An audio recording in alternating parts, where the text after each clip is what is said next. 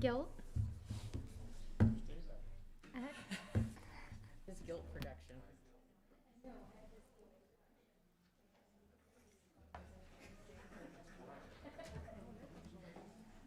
I know, that's what I thought. I thought it would just be a couple weekends.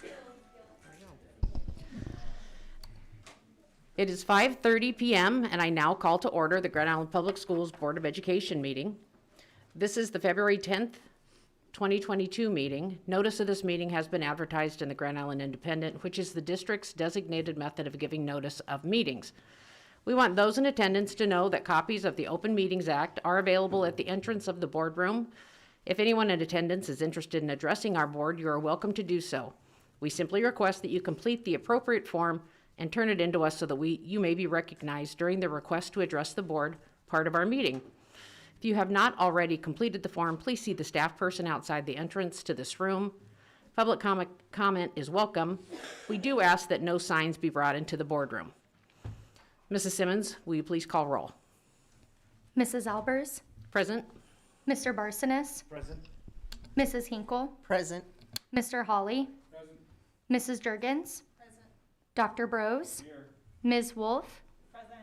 Mr. Brown. Present.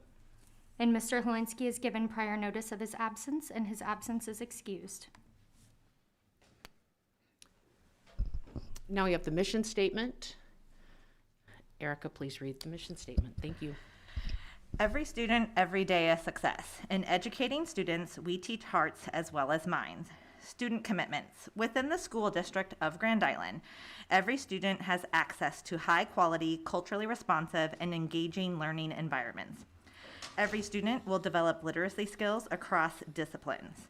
Every student is socially and emotionally equipped to thrive in school and in life. Every student will graduate as a college, career, and community-ready citizen. Thank you. The first item on the agenda tonight is the consent agenda. The consent agenda is to be approved as follows. 4.1, minutes from the previous month's meetings. 4.2, acceptance of agendas from standing committees.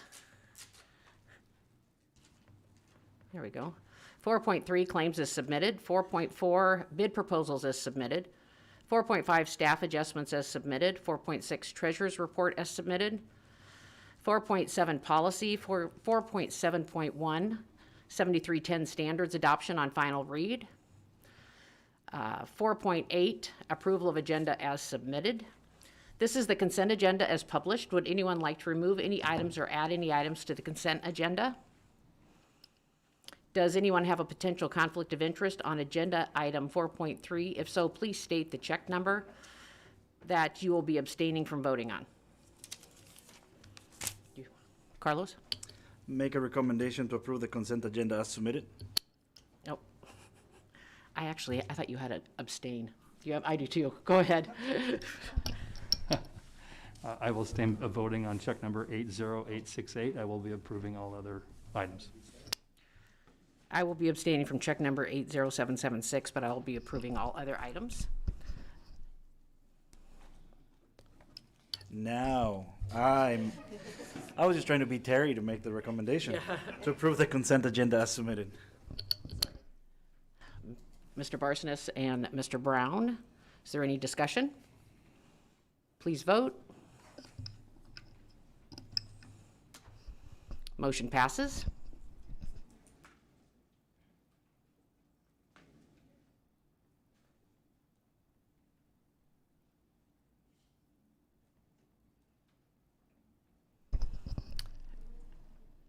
Next on the agenda is 5.0, special recognition. We have the Grand Island Senior High bowling team who won the state championship. Is that right? And they're on their way. Well, we can wait for a state championship.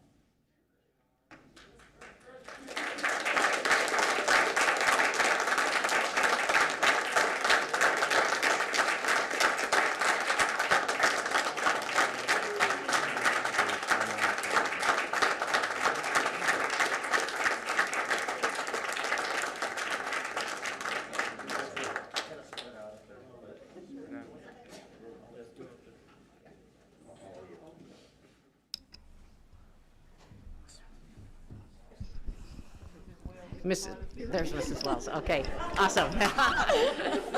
Best AD ever.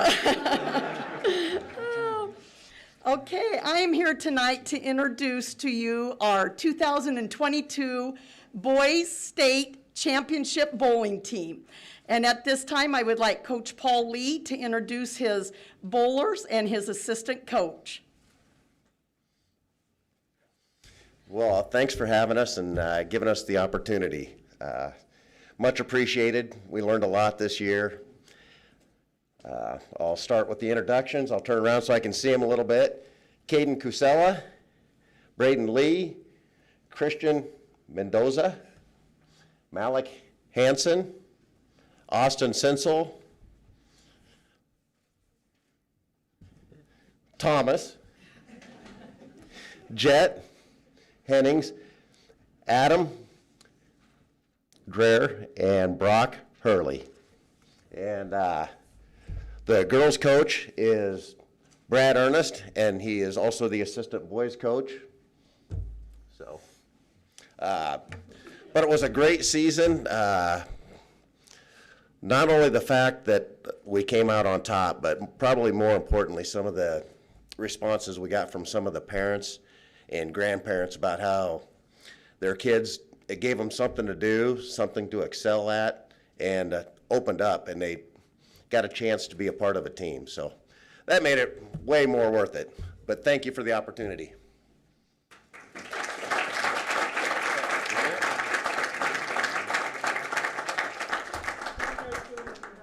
I know, we do have some certificates we want to hand out, but if you want to take your pictures first, that's fine.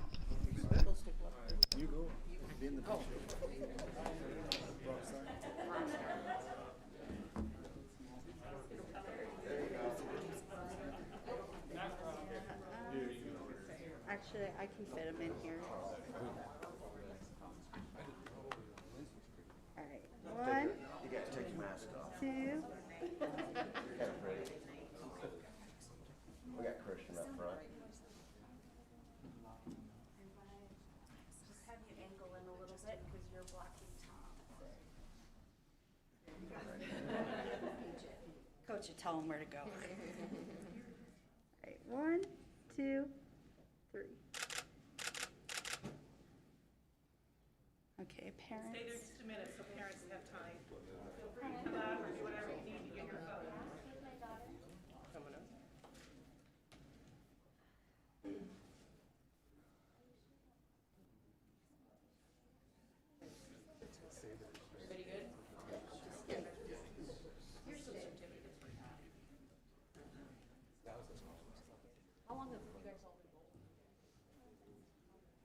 Some of them forever. Once they were potty trained, they were eligible to bowl. Who's been bowling the least amount of time? Christian, Alec, Jet Hennings, Brock Hurley, Caden Cusella, Braden Lee, We're really proud of you guys. Good job. Austin Sensel.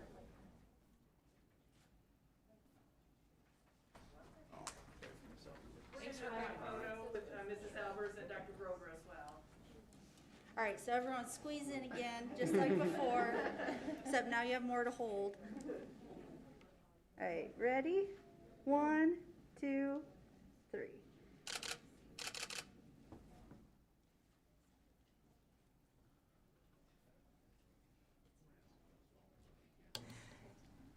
And your bowling shirts are awesome.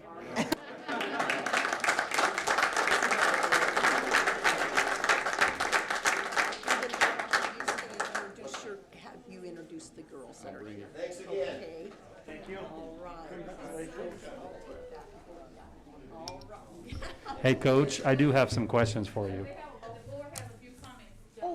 Back up. You got some splaining to do. This is where the assistant comes in handy. Okay, so for starters, was this the first year the Islanders had a bowling team in the NSAA? Yes, it is. So this, the first year you're state champions. Yes. That's awesome. That's awesome. Okay. How many years has the NSAA recognized bowling as the sport? 2. 2. So Yep. First year, second year, and I did see you beat Northwest in the finals. That's an all Grand Island final. That's even. Yeah, cooler. it was awesome. So, were there any turkeys? Oh, yeah. Yeah. Okay, all right. I know my bowling. Yeah, you do. Yes. And then the last question I have is, where'd you get your shirts? Because those are awesome.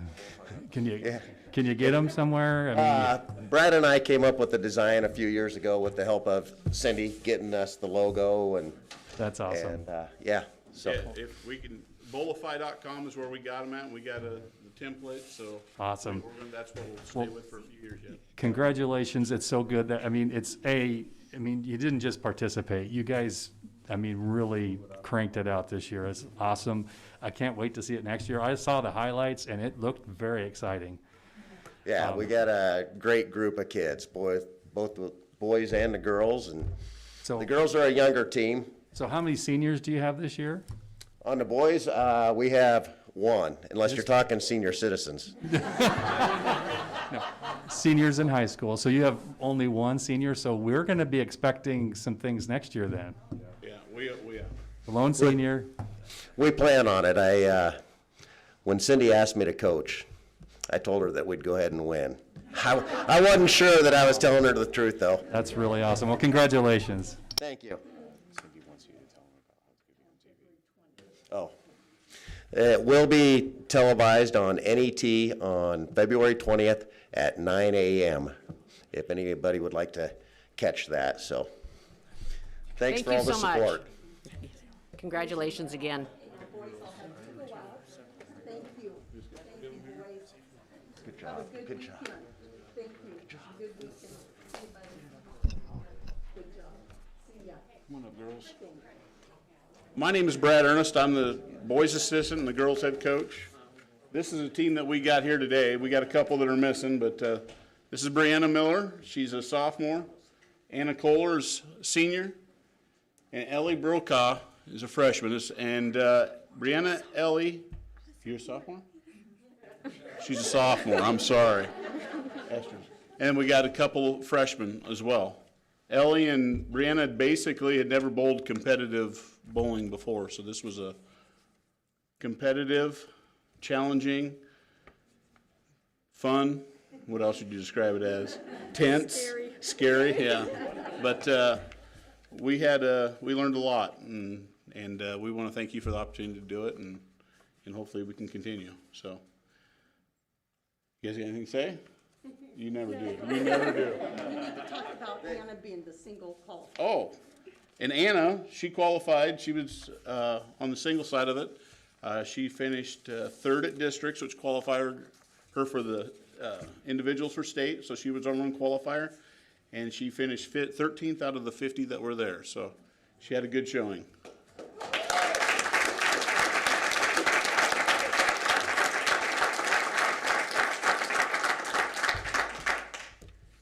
All right, we will get out of your hair then. Thank you very much.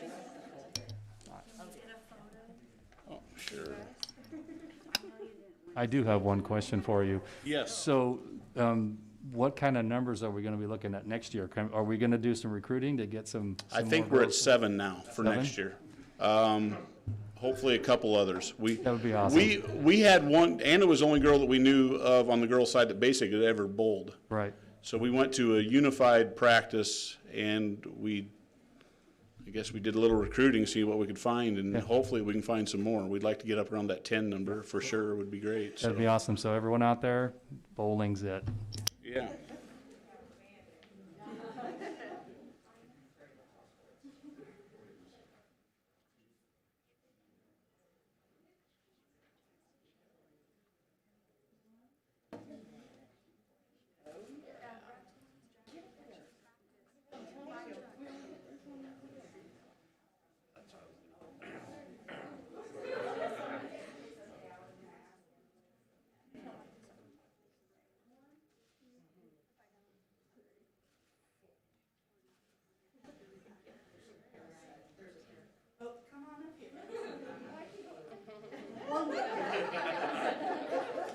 Super proud of these girls.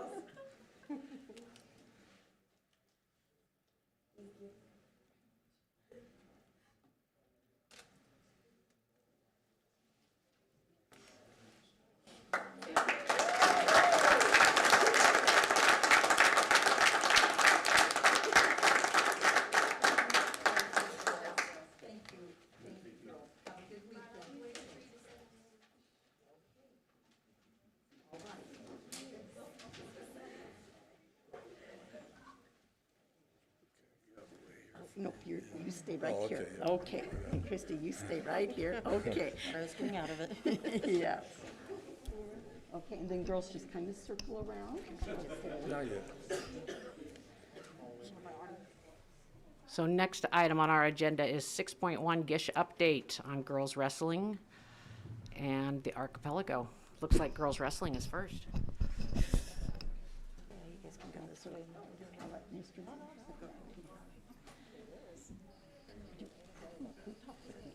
Okay.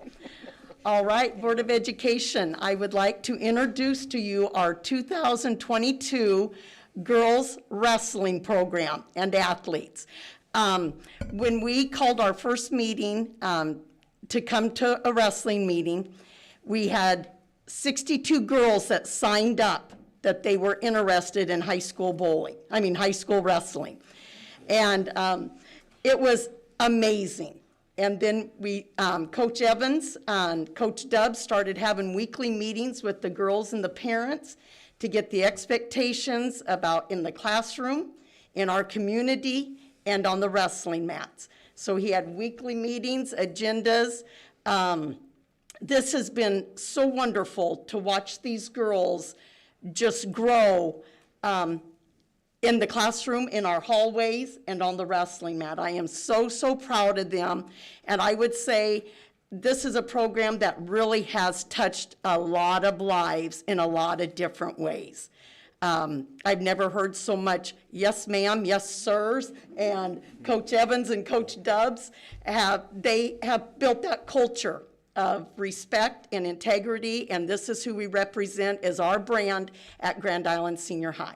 So I'll let Mr. Gilbertson say a couple words, and then we'll have the coaches. Yeah, thank you, Mrs. Waltz. I'll just be very brief, but we are so proud of these young ladies who have owned the program from the get-go, and it just keeps getting stronger and stronger and stronger. And they have, let's not forget, the state tournament in front of them next week. So please tune in, because these girls are champions. So proud of them. Coach Evans, I'll let you. Yes, just wanted to say thank you. First off, overall, coming into this situation, moved in, knew Mr. Gilbertson actually previously, so and my dad had been with the district, so being able to move in and then have an opportunity to start this program from scratch was an amazing opportunity. Walking up and down the hallways, I could see that we had talent here in the GI school system, and these girls, they don't, they're a kind of a rowdy bunch, but I think you have to be as a wrestlers, right? So we had to go throughout the season against a lot of other established programs who had been around for 2 or 3 seasons. And for these girls to only wrestle 3 months, they've accomplished an amazing amount. Just like Ms. Wells said as well, and Mr. Gilbertson, not just on the mat, but also in the classroom and in life in general. So a lot of our girls here have never played any other sport in their life. And so this was a great opportunity to, they found their niche, right? They found an opportunity to give them an opportunity for further education at the collegiate level. And we've had colleges even talking to our girls in as little as the last month and a half. So we won 9 titles this summer or this season. So we've won 9 of our last 10 tournaments, including districts, and we're looking for to continue that on into next year. 6 of our girls made state. So Anaya Roberts, there she is right there. Allison Edwards, Sage McCallum right there. We have Karma Marshall right here. And our 100-pounder Sandra Gutierrez and Maria at 152. They're both sick right now, and we have a few girls working as well. So luckily we have 2 weeks, right? They can get healed up and be back next week. But Coach Dubs, let's say anything. I had the opportunity to coach a couple years at Walnut with half of these girls, and just watching them continue to grow and develop this season. And the girls that came in day one, like, I don't know what this wrestling thing's about. I'm not sure about this. And just kind of watching them grow and develop and be tough on the mat, but then be friends with all of the girls off the mat. It's been incredible. It's just amazing, the rivalries form between schools and things, but yet everybody's friends off the mat, so it's been pretty awesome. Pretty proud of this group, so. Was creating a district 2 captain. With that said, Yuvia Cortez and Sage McCallum coming up. These are our two captains from the 2021-22 Year 1 Team 1. Yes, okay, so my name is Sage McCallum.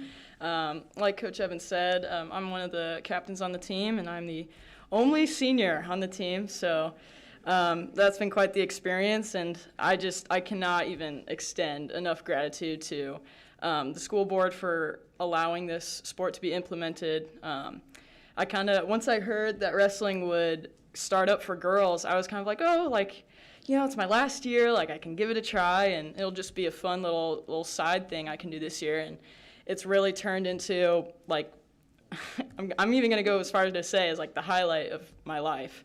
I will say it's been an amazing ride, and I would have never guessed that 4 months ago I would be going to state. That's insane. And so I think what I'll remember most about this program is, I mean, I'm super proud of all the medals and the championships that we've won, but I don't want to get emotional here, but this team it's a once in a lifetime kind of team, and it is truly special. And I love these girls with all my heart, and I can't. It's going to be hard to leave them, but these girls are going to go on to do great things, and so I'm just very grateful that you've given myself and everyone else this opportunity. So thank you.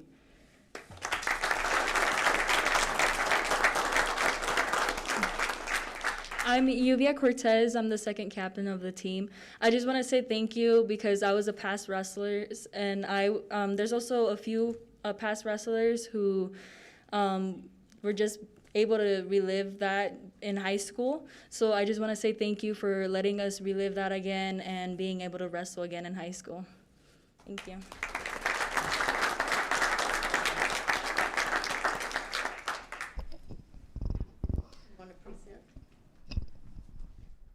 Yes, here's just some of the things from the season, but at least the team picture.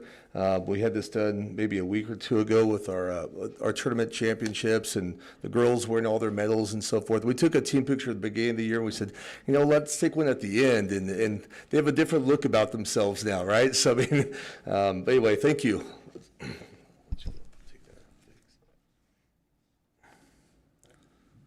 That's awesome.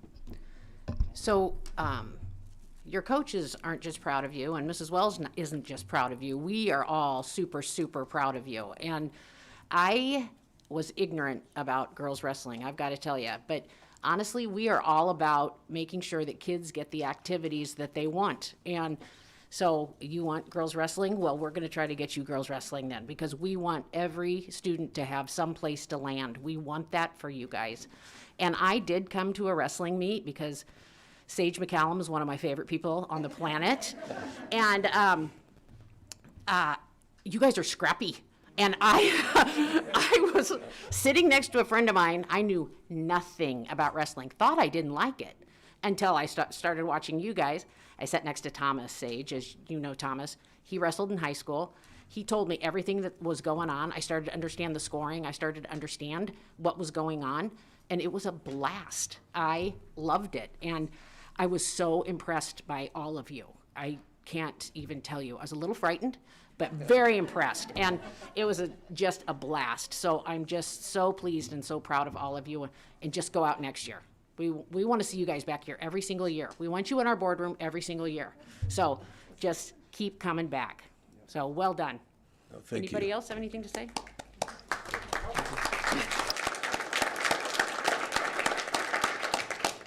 Just that they have awesome shirts too, because I see they say wear purple and win gold, so that's pretty cool. Okay, Thank you. all right. Okay, girls, anything else? Alondra's got thank you cards Okay. for the board. Okay. Thank you. Yes. Already champions. Can we get like a? Oh, that's awesome. Thank you. And while they're lining up, I will tell you a funny story at district on Saturday in Amherst. There were 26 teams at our district, and we had a full team, some had 5 girls, 3 girls, but the announcer told them that it was time to warm up. The 26 schools got on the mat, and their warm-up was line dancing, all together. You won't see that at a boys wrestling, but just the girls just have so much fun. But once they have the good time, and then they go out and take care of business. So, yeah.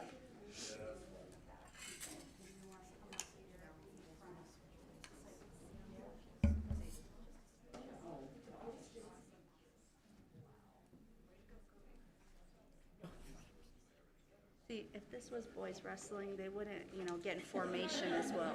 That's just a test. If you want to take your mask off for the photo, you sure can. All right, ready? 1, 2, 3. You take one on my phone. 1, 2, 3. Anyone else for photos? All right.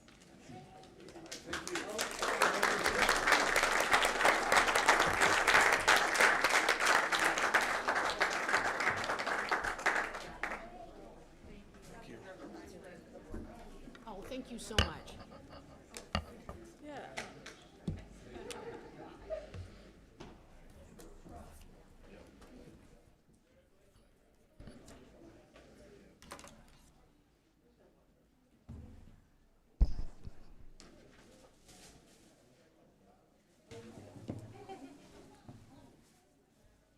Mr. Gilbertson has an intro, so we'll,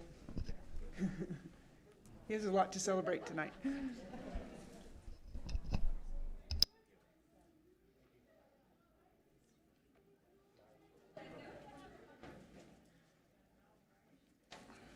All right, thank you. It's an honor for me to introduce as a campus highlight Mr. Brian Whitecalf this evening.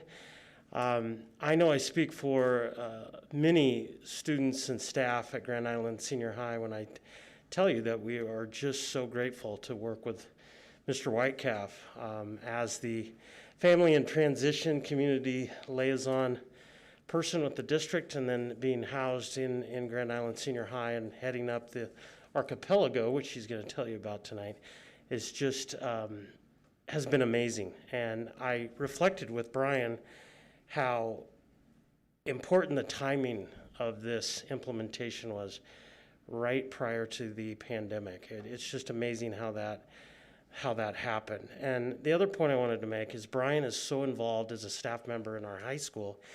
He's a sponsor of a club, LGBTSA Club. He works directly with our National Honor Society Club, or group rather.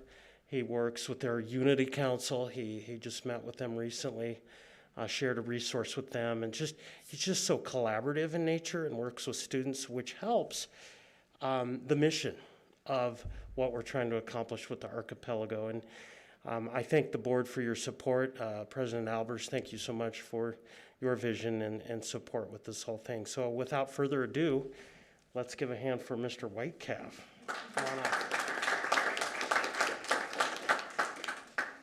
I was told to make this quick, so. I am a class of 2000, and I am an islander, and so a theme of my program has been Archipelago. If you don't know what the definition of an archipelago is, it is a group of islands, and so many different organizations have come together, and we are trying to make sure that every student succeeds. As you see from the pictures, we give out food about every last day of school of the week, a Thursday or a Friday. Now Fridays are canceled, the truck doesn't come on time, but we give out food to any student. We have now created a sharing table, which we've given out clothing. And also within my office, there's more clothing and more resources. Of the 10,000 plus students, my main focus is on those who are unaccompanied. I also work to prevent future poverty from happening through food, clothes, transportation, and shelter. This year, we have about 50 unaccompanied students. And that would mean that they don't have a legal guardian on their behalf. They may be living with a different family member. Maybe they're doubled up, 2 families in one house.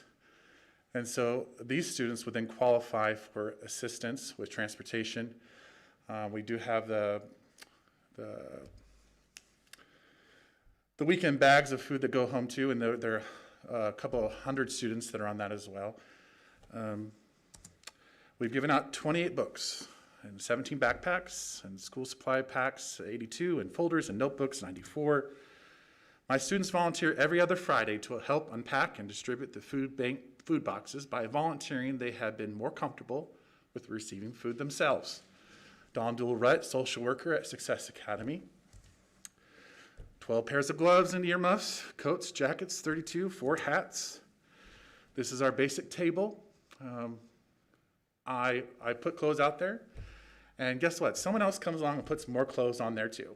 And so every empty hanger has been at least a shirt item. 184 shirts, 13 pairs of shoes, 21 pairs of socks. 44 pairs of pants, 16 pairs of underwear, shorts, 18, and shirts from that hallway of 192 as well. Mrs. Jessen's class helps me organize, hanging up, and folding donated clothes. And we'll come back to this photo later. We've given out 7 blankets and bedding, 3 bicycles. Ever since my student received his bike from the Archipelago, he has never been late to class. We have a lending library for books. We do a winter break food collection drive. And I've given out 6,786 pounds of food from August to December. The food bank has now joined at Success Academy. We've outgrown our space at Messiah Lutheran. We have created food cabinets all across the city. I can fill them and they will be empty within an hour. And other people are filling them and they're empty as well.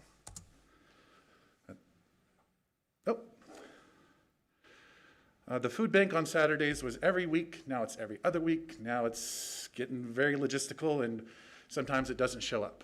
But December 18th, right before winter break, was our largest distribution day. These are volunteers from Messiah Lutheran. These are volunteers from the Church of Jesus Christ Latter-day Saints, the Presbyterian churches, just different individuals from different organizations. We have never been a collaborative effort all together at this one moment. I like to add that because we're at Success Academy, I feel that parents and individuals are more comfortable receiving the food at this location because of their culture that has been created through Grand Public Schools. This is nearly 450 cars. On average, each car takes about 2.5 boxes. And we have encouraged, though we can't get to everybody, we encourage you to pick up a box for somebody else. A neighbor, someone who can't get there, families from all across the county, and that's it.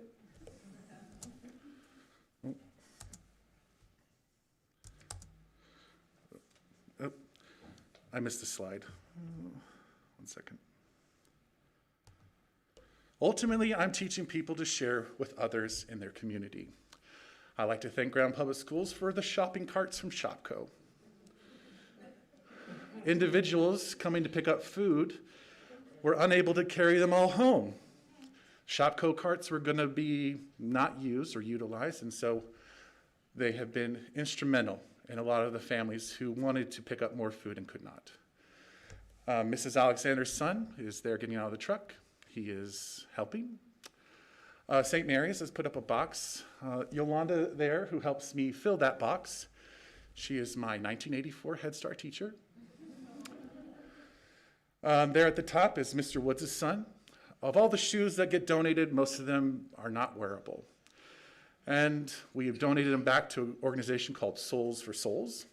And now Souls for Souls will be donating brand new shoes back to Grand Public Schools. In conjunction also with the Elks Lodge, the Elks Lodge is also doing a shoe drive for us as well, of brand new shoes. Multicultural Coalition and Leadership Tomorrow have built more cabinets. Ultimately, I'm teaching people to share with others. Someone will take my place one day.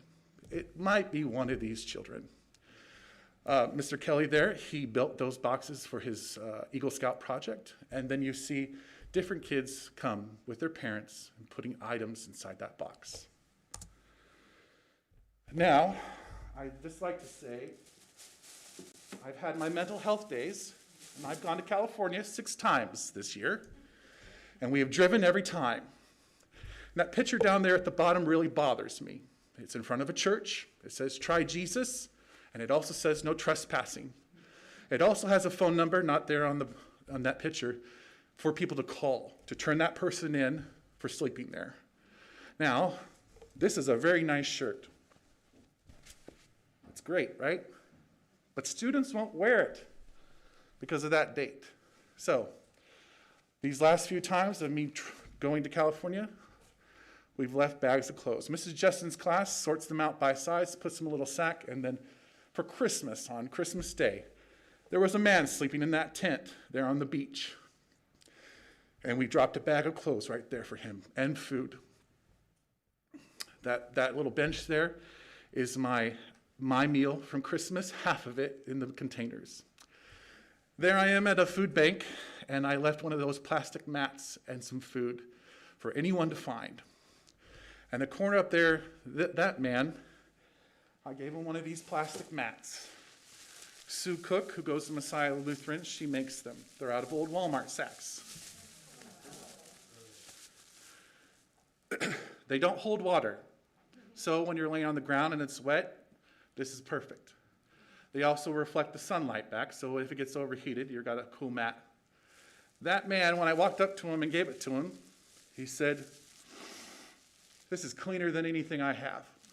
And he turned right around and went on his way. From the bottom of my heart, let me express my gratitude. Because you don't always see their faces or hear their uplifting words. You don't see the children in the car saying thank you. Because you donated a bag of clothes, lifted up a box of food, or held the door open for me, those actions have all added up. I know this pandemic has been difficult, but your compassion has made a difference. Keep up the good work, and see you all in 2022. I'm on track to have given away 10 tons of food. So, with everything challenging going on in the world, let me express my personal thank you. In 2021, my oldest nephew, Zachariah, graduated from high school. He almost was not born. My niece, at midterm graduation of 2022, she graduated, and she was very close to not graduating herself. And Isaiah Wyckoff, well, he's my nephew also. He is entered into his first year at Ground Public Schools. All 4 of us have one thing in common. We are all from a single-parent family. And I'm determined to make their lives better. I got my substitute teacher certification as well in 2021. My mom and her brother are twins. She did not graduate from high school. She got her GED in 9th grade. It turned our life around. She started getting more money when she applied for a job. Her brother did not graduate. And I just want to say, I have a goal for you. I have a request. We brought in 2 more twins into my family on December 21st of 2020. The odds are going to be against them, and I want to make sure that they are the class of 2039. And one final thing. I have a gift for the board. The Unity Council has been working on making sure that we celebrate diversity. I saw a program on PBS about a town called DeWitt, Nebraska, which is an African-American pioneer village. It did not survive. The Great Depression and the Dust Bowl wiped it out. But I contacted this man's daughter that was in the documentary. She collected all of his poems and put it in this book. He's one of the youngest African-American poets in the state of Nebraska. The Unity Council has picked out a couple of the poems that they felt like are the most liked. And I'm asking for all of you to pick out a couple of them. Mr. Gilbertson has allowed that we will post these publicly in the school. And to my knowledge, they're not anywhere else in the entire country other than in these books. So, questions?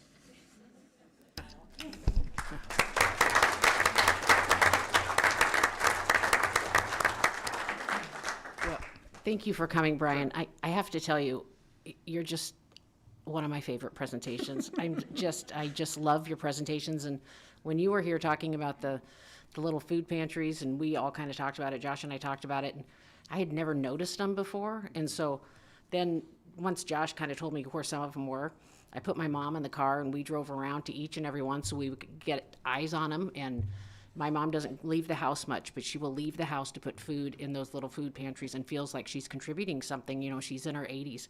And I watch the ads on Hy-Vee and I get all the deliveries and I take them to the, and it just feels like I'm trying to do something in this time of COVID and all of that. But just bless your heart. You are just such a rock star. And I know that you don't do it for any accolades, which just makes me love it even more. So does anyone, oh, go ahead, Carlos. Thank you, my friend. I've had the opportunity to see you grow, and we've had, I mean, just connections and conversations in the community, and you truly represent what it is to do something. And you know those books of, you know, Where's Waldo? You have an eye for noticing, acknowledging, and doing something about a need that an individual has or a community has. And just from my heart to yours and the journey that you've exemplified to many, you are the reason many people in our school district, in our community, call Grand Island home. And they call home and they call it, this is a great place to be. So thank you for not giving up and always being resilient, and continue making this place a great place to be. Thank you. Josh? No questions, just comments. You know, Mrs. Albers and I have talked many times recently about the need in our community and in our district. And I've known some of what you've done. Obviously, we've talked about the little food pantries, and I try and get around, and I've seen what you said. I've put food in the pantries, and as I'm leaving, somebody's coming up to take it. Yes. They're always empty. But to see how much more you're doing, I'm really trying not to get emotional. I'm not an emotional person, but this is really, I have a heart for the needy. God bless you for what you do. Yep. And I want to say that I think you're doing more for this community single-handedly than many people. Oh, no. No. Single-handedly. No, it's all the other people. It takes somebody to spearhead this. Yeah. It takes somebody, like Carlos said, with resilience to keep fighting the fight. And I'm so grateful that you're doing it. Thank you for everything you do. Lindsay? Brian, that was just incredibly moving. Thank you seriously so much. And please take a little credit because we kind of need you to right now. We know that you have this incredible army behind you, but my goodness, it's just staggering and lovely. And I would also like to share with you that I was able to invite your LGBTSA group to come speak to Leadership Tomorrow recently. And they were incredible and so brave. And I don't know that any of them had any speaking history at all, but they knocked it out of the park. And I from that perspective also, thank you so much for looking out for these underrepresented kids who deserve to speak in front of a room. So thank you. Erica? Hi, Brian. I appreciate all of the work that you do. As you know, you have seen me drive through when I have been trying to get some much needed items in regards to my grandmother living on a fixed income and the community that she lives in as well. So I greatly appreciate that the work that you do and have been able to witness it. I do have a question in regards to how you collect your data. How do you do that? So every student that comes through fills out a slip in the room, and then just briefly marks down what they took, and then I just compile all that together, and then I get about the same amount of boxes every other week. It's about 58 boxes, and then they weigh about 13 pounds a piece, and so then just hand them out. And we try to make it very casual. I mean, there's a lot of other students that never utilize our services, and ultimately, we'll just continue to try to make it more comfortable or free, or to remove the stigma, or that someone might see them take it and then wonder that why. And then we have our data from the other family when they're registered, that we know that they are living on their own, living in a motel, living with somebody else other than their parents. And then just one additional question, hygiene items. Do you provide hygienic items from soap to? Yep, soap, every hygiene item. Okay, thank you. I forgot to mention, there is an unaccompanied minor would have no official place to stay in Grand Island. There is no homeless youth shelter other than in Hastings at Maryland, and it's always full because there is nothing else available in the area. Mr. Brown? Well, I do have a question. So you've talked about the 50 students that you're kind of tracking, what'd you call them? Unaccompanied. Unaccompanied.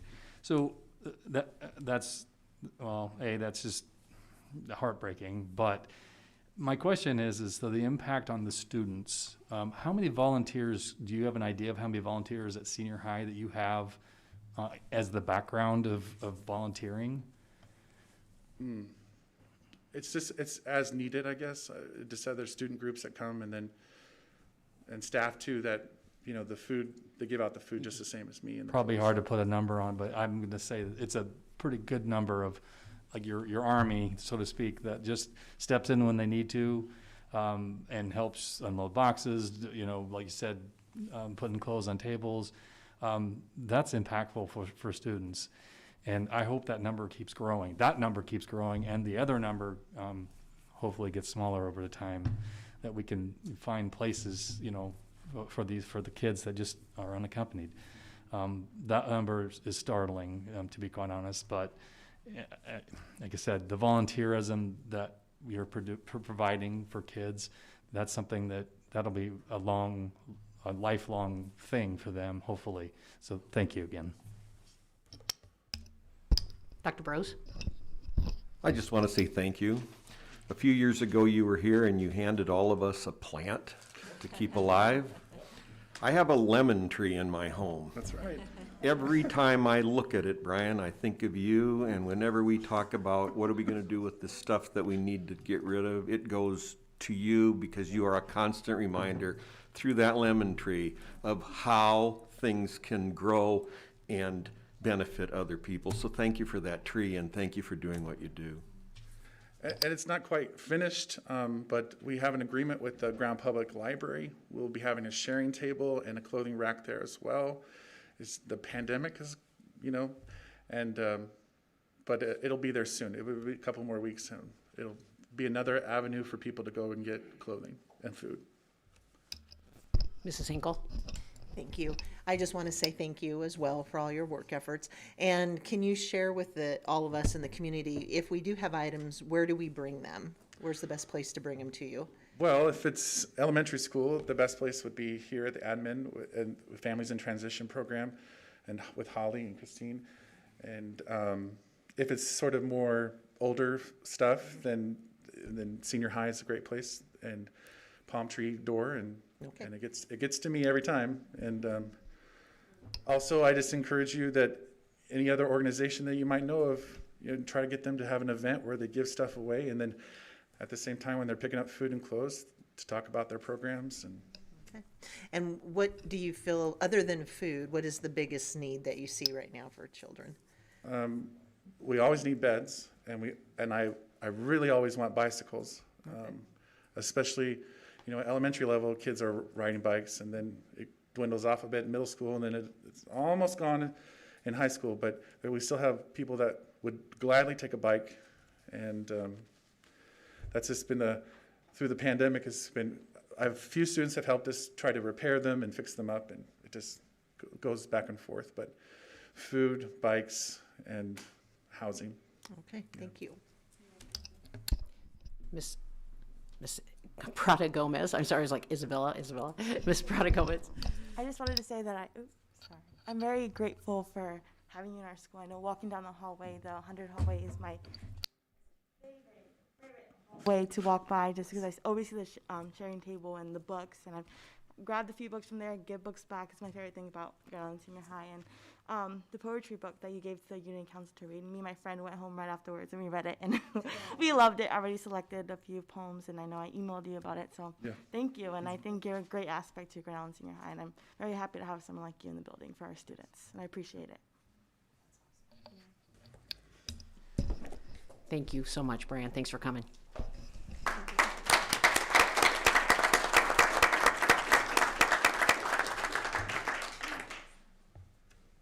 Next is 6.2, Dodge Coding, Robots, and Spelling Bee.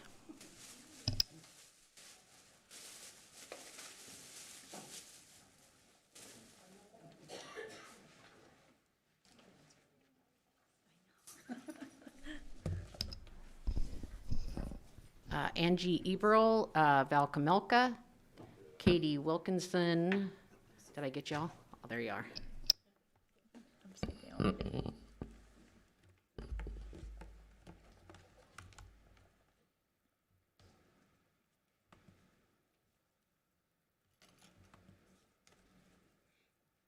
Okay. Good evening, school board members. We're happy to be here from Dodge Elementary to share a campus highlight with you. I'm Angie Eberly, principal at Dodge Elementary, and with me I have Katie Wilkinson. She's a special education teacher at Dodge and also part of our school improvement team. And then we have Val Kamelka. She's our integration specialist and also a member of our school improvement team. So I'm gonna let Katie get us started here. Okay, our connection to our district strategic plan is every student has access to high quality, culturally responsive and engaging learning environments.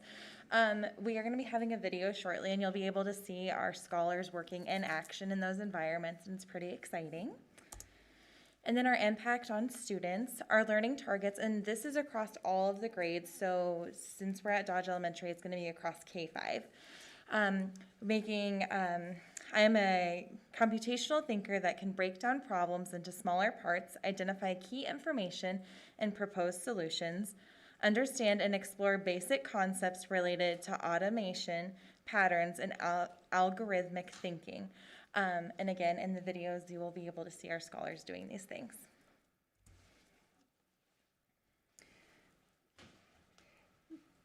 In the video, we start at kindergarten, and they'll tell you what they do for coding. This is just kind of a little snapshot of what we've done this trimester in our coding unit. And so let's start.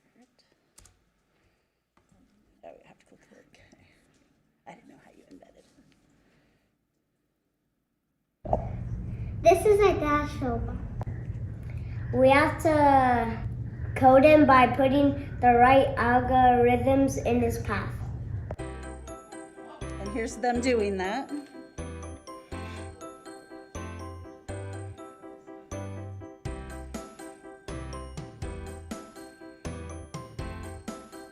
One of the programs first graders use is Codable. Sometimes we use conditions in our algorithms.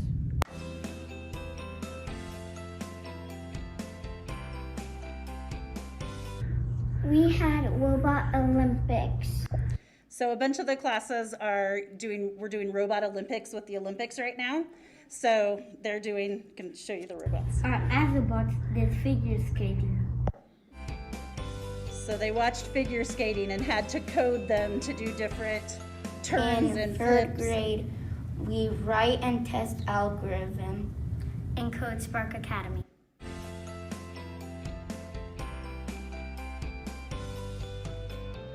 I'm a fourth grader. We use the sphere for speed skating.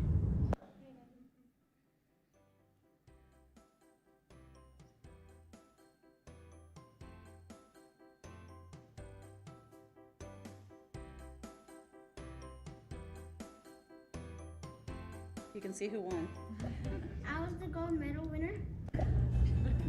And then these are the fifth graders, and I asked them which they wanted to showcase. They have not solved theirs. You'll see them problem solving here. These are new robots we have that I haven't really figured out how to use yet, so I asked for some volunteers, and what Olympics they wanted to do for the Olympics. So they're figuring out how to program these and make a luge. Fifth graders, we're using the Edison robots to make the luge for our Olympics. Okay, see if yours works. Oh, catch it! It's just a work in progress. Didn't work. And so as they discovered this, they realized they had to make their sides taller. Back to the drawing board. Oh!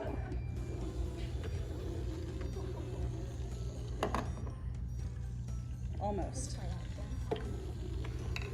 So they're still working on this. And then all of the classes got to do curling because we decided that was our favorite Olympic sport. And they used dash to curl, and the tennis ball was the stone.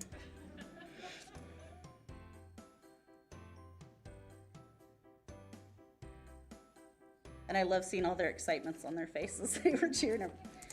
And then our next thing to showcase is kind of something special we do at Dodge is instead of just 5th grade spelling bee, we do a 1st grade through 5th grade spelling bee, and they look forward to that every year. This year we had 167 students participate, 1st grade through 5th grade, and here was our winners.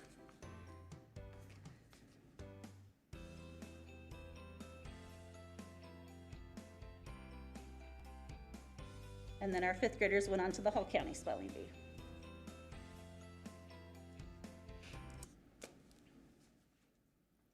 That's all we have. Do you guys have any questions for us? Any questions? They definitely have fun and they look forward to going to media class when it's their day. Yeah. Ms. Prada Gomez has a question. My nephew is a part of the spelling bee, and I know when he went home and told me, he was very excited and told me he could spell more than I could, so. Yes. Yeah, it's fun to see the little, Yes.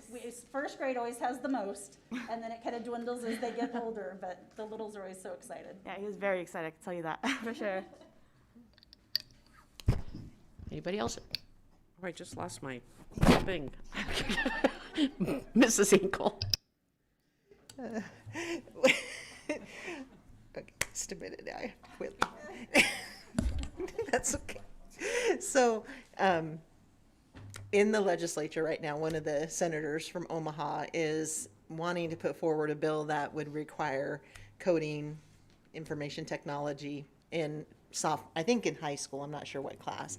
And it'd be an unfunded mandate, but it's so good to see that we're doing this even in elementary, that we're exposing them to it and that they'll have an opportunity to continue to it, because it's just nice to know that we provide it to them, recognizing how important it is. So thank you. Very fun to see. Thank you so much for coming. We really appreciate it. Thank you.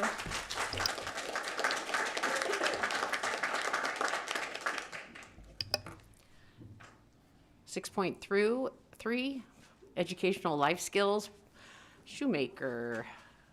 Mr. Wolf. Good evening, everyone. I am Mr. Wolf from Shoemaker, and I am super excited to be able to introduce Melanie Bruns. She is in charge of our educational life skills program, and I think we've done the highlighting of different things within our school the last 4 or 5 years, and we've had some good ones, but this really is a special program, and it's a district-wide program, but it's housed at Shoemaker, but these students are Shoemaker Eagles. That's how we picture them, and they're integrated. They have very high needs from a special education standpoint, and you'll get some of those specifics within the presentation, but they are integrated throughout our entire school. They're doing different jobs. We'll talk about some of those pieces. Our staff members are just so involved with each of them and their lives. And my own daughter last year with one of the students, she played with him pretty much. They were kind of best friends at recess. So these students are just part of the classroom in a lot of ways throughout the day, and I think it really, it's exciting to see their love and the excitement they have to be with their peers, and the development of empathy and understanding differences for all of our students and our staff is really powerful. The other benefit is Mrs. Bruns is a fabulous special education teacher, and these the lesson plans and the curriculum these students need it's highly individualized, and it's really differentiated, obviously.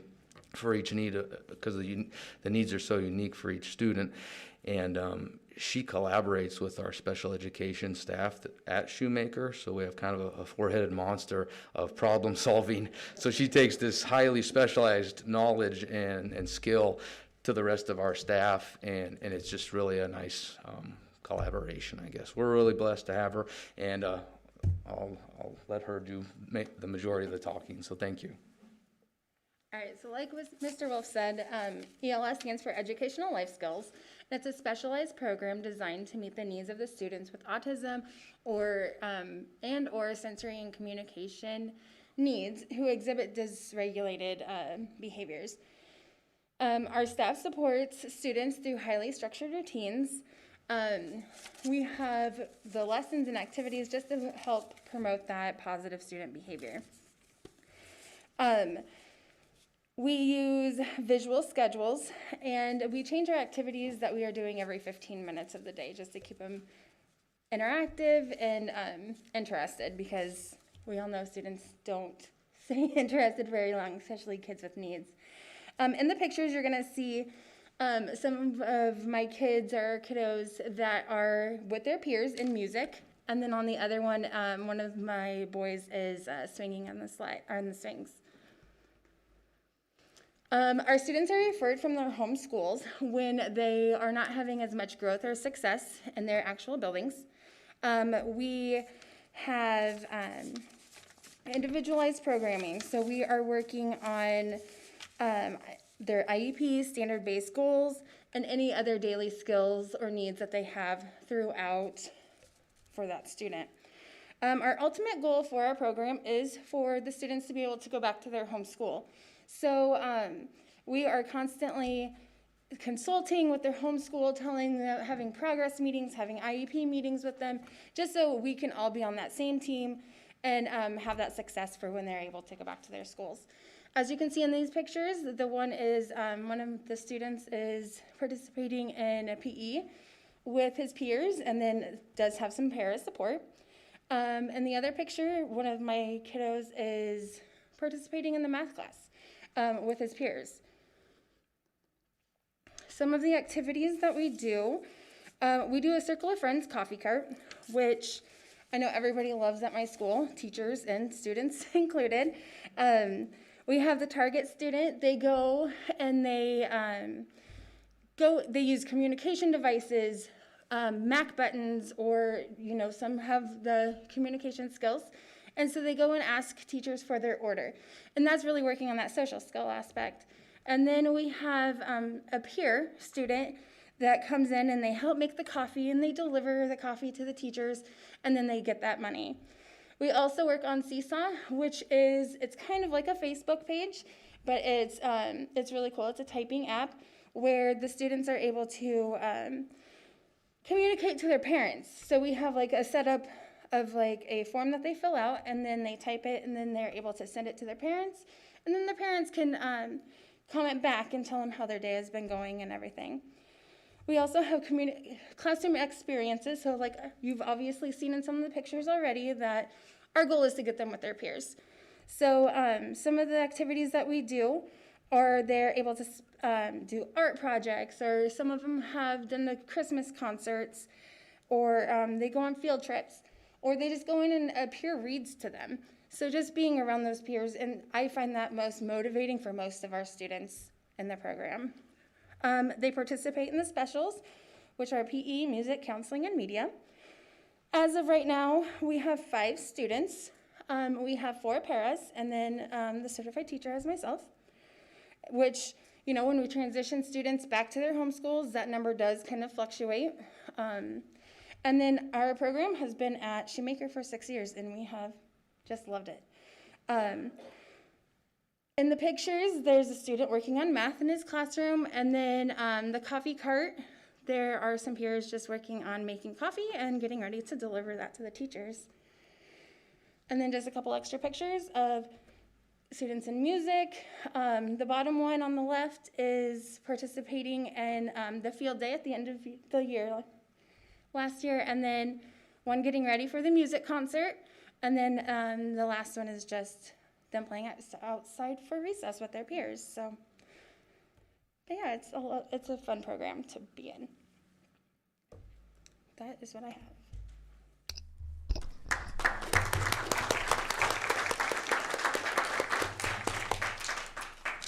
Mr. Brown, you have a question? Always. So how many kiddos do you have in the skills, in the program at this point? Right now I have 5. You have 5. And what's the cap? Well, at one point in time we had 6. Okay. So 5 to 6 kids. 5 to 6, yeah. I remember when this got moved to Shoemaker. I know it wasn't at the beginning. We had, it's something new, but I think we have the right administration, the right administrator, and teachers to support this. And I think that's really what makes the difference, is having that support, because the goal is obviously to get them back into their own home school and be successful there. But I just can't say enough about the gratitude that we have for what you guys do, because it's not an easy job. I mean, we know that little things set these kids off, and it's just trying to control that and really have that lifelong skill of being able to adapt a little bit to get along. Yes. So anyway, thank you. I just can't say enough. And I just want to say, it's amazing when some of these children come to us with their needs, and within 2 to 3, 4 months down the road, their ability to communicate, to regulate their behaviors, and just be part of just interaction with peers. It's just so amazing. Like, you see it every single day. So maybe it's gradual, but I get to see it in glimpses and so forth, and it's just really something special. So, and our whole staff at Shoemaker embraces this whole program, and that makes a big difference. So I'm super proud of our staff, and thank you for your support. Thank you. Mrs. Burns, you just exude your love of this program, and so thank you for what you do. It does take a special person, so we appreciate it very much. Thank you.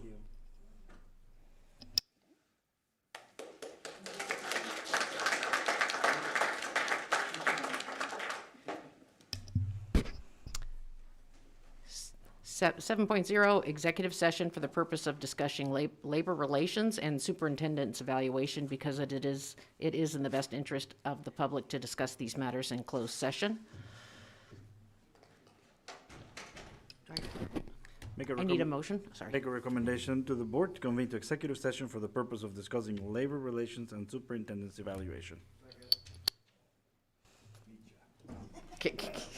Mr. Barsness and Dr. Bros. Any discussion? Go ahead and vote.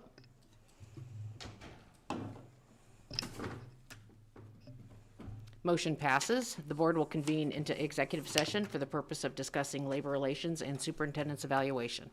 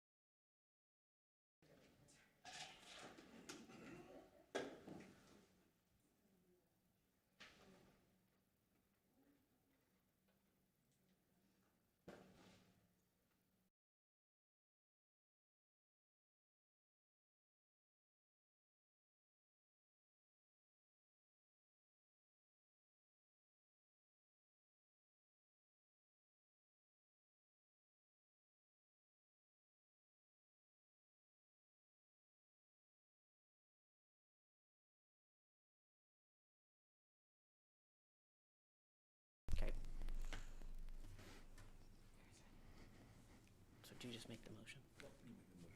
I make the motion? Okay. I would, I would move that the board reconvene from executive session. Second. Mr. Brown and Mr. Barsones. Any discussion, or is it please vote? Or do we need to do that? Okay. Motion passes. Never a dull moment.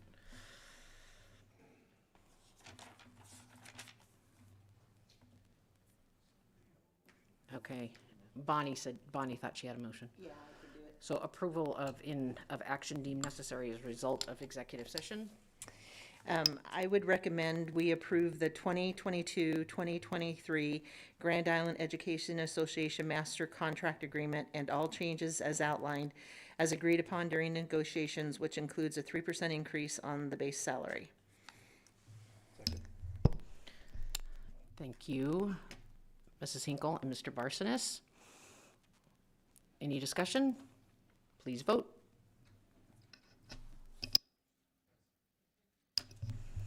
Motion passes.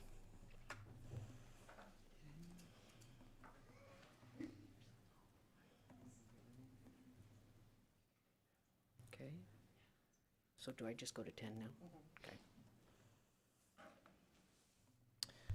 10 is request to address the board. Do we have anyone, Robin? No? Do I still need to read all that stuff? Okay. Okay. All right, here we go.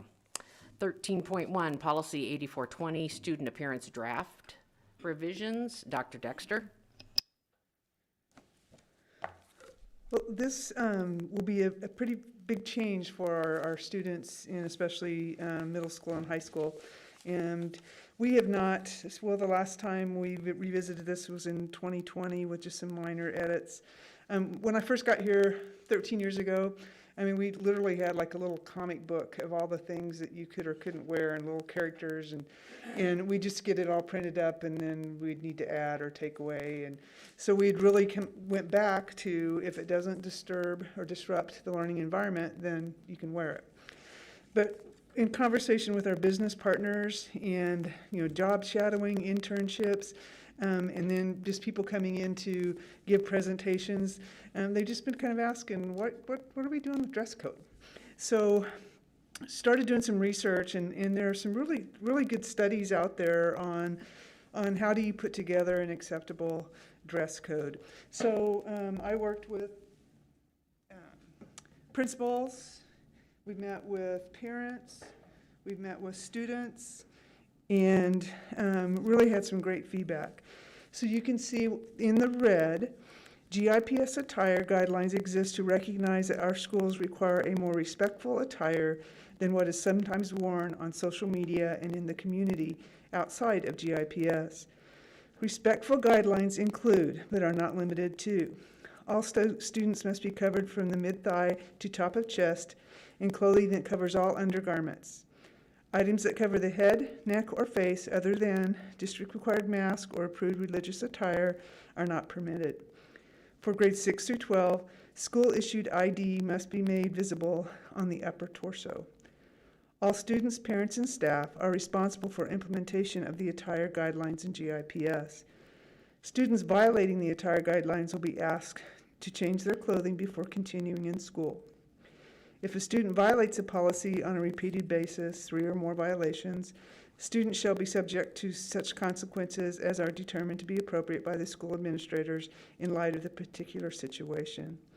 Consequences may include, but are not limited to, detention, in-school suspension, out-of-school suspension, and expulsion. So some of the feedback we had, and Isabella's student group was very influential in how we put this together. And one of the things that they really ask about is activities. So, the girls' volleyball uniform, you wouldn't be able to wear the girl volleyball shorts. They ask about prom. This would really limit what girls or guys could wear to prom. So just kind of gave us some different viewpoint of what to do. There were some feedback on mid-thigh to top of chest. Well, would it be better to have shoulder?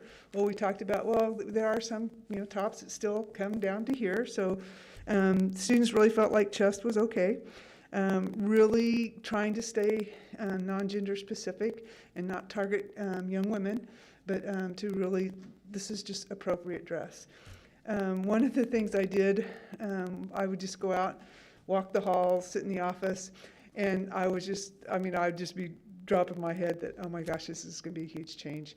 When you just think of the unstructured jeans with the holes, you won't be able to wear those unless the holes are below mid-thigh. Some of the tops, especially in the summer, are for girls and guys that we just really need to limit. So the other question was, well, what do you do when a student comes in unacceptable attire? And are you going to take away from instructional time? Are staff going to be spending more time being the dress police than they are being able to instruct?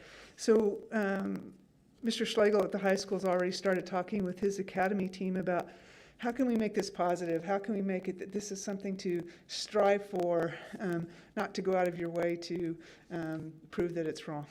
So talking with the student group, they talked about, let's get out some positive press about it. Why dress for success? How does it make you feel when you dress for your job or your employment? So really good feedback again. And then the Parent Advisory Council, we divided them up into groups and gave us some great feedback. This policy will help in meeting the professional expectations in the workplace, set student up for success, make it appealing to all kids, and empower students, increase the pride our students have by owning it. And this was, a question. Currently available clothes are not in compliance with this policy. And so if you go to some of our stores just in Grand Island or out to the mall in our bigger cities, you really have to look for clothes that will meet this policy. So getting it out early and explaining to the parents the why, to the students the why, and what can be worn and not worn so that they don't spend a lot of money on clothes that they can't wear. Clear understanding of what is expected, teach appropriate dress, make sure parents are actually aware, just don't say, well, it's in the handbook. Really get out there and promote it. Subjectivity surrounded in the terminology, talked about top of the chest versus shoulders, enforce consistency, and that's where some of the research I read that if you really hit hard for the first 3 months, it'll just become the norm, but those first 3 months are going to be tough. And so do we buy a bunch of t-shirts, GI t-shirts and sweatpants for kids to change into, and then they could come back, change out of those. We have some students that could, do laundry and have clothes ready for the next day. So those were some things that came up. And then staff feedback, the piece of research, it was a Northeast school, United States school, but the principal had really looked at how do you engage staff in being part of the message, and that how do you address a student who comes into class inappropriately dressed, just that treat with dignity, respect, and high expectations. So those are the things that we'll need to be working on as well if we adopt this policy and be ready to implement in August. So this is different than we usually do on policy. We usually just, policy committee recommends it for the first read on the consent agenda and the second read. But with this policy, we felt like it was important enough to bring to the board, to get out into the community and just ask questions and to say, this is coming, there will be a change. We're here to listen, but we need to up our dress code in GIPS. So this month is information, and next month would be action. Thoughts, questions? Mrs. Hinkle. You mentioned prom and volleyball. So what was the answer on that? Like, does this apply to extracurricular activities? No, we put it in, I think it's in this one. Maybe I hope I got the right one up there. That it would be up to the coach or the sponsor. Okay. So sponsor of the dance. Okay. So kids could still say, okay, for homecoming, for whatever it is. And then the question that came out too is when a student is going from weightlifting to class. And that very day I was up there meeting with a group of kids, 2 students, I mean, very short shorts and flip-flops, it's freezing cold out. But that, you're just gonna have to put sweats on and go to class. So that'll be a change. Okay, thank you. Mr. Hawley. Just a clarification on some of the verbiage. The second bullet point, items that cover the head, neck, or face other than district-required masks or approved religious attire are not permitted. It was a month or 2 ago, we talked about cultural hairstyles. Would cultural head coverings that aren't necessarily religious be permitted? And do we need to change the verbiage to clarify that? And we could add it, but it's backed up by the policy we already have on the head coverings. But that might make it more clear. Mrs. Juergens? Yep, I just wanted to share that Dr. Dexter put so much work into this, and those of us on the policy committee, I feel like we had really robust conversation around these pieces. We all understand the importance, the significance of this, and I know personally one thing that was very important to me was to not pick out our female students and say, girls can't do this, girls can do that, you know, all of that just drives me nuts, and that is completely absent here. And like I said, that was just something that was very important to me, and I think that this is a great streamlined message. Just so much thought. I mean, I feel like Dr. Dexter gets 5 gold stars for this. She worked so hard on this, so thank you.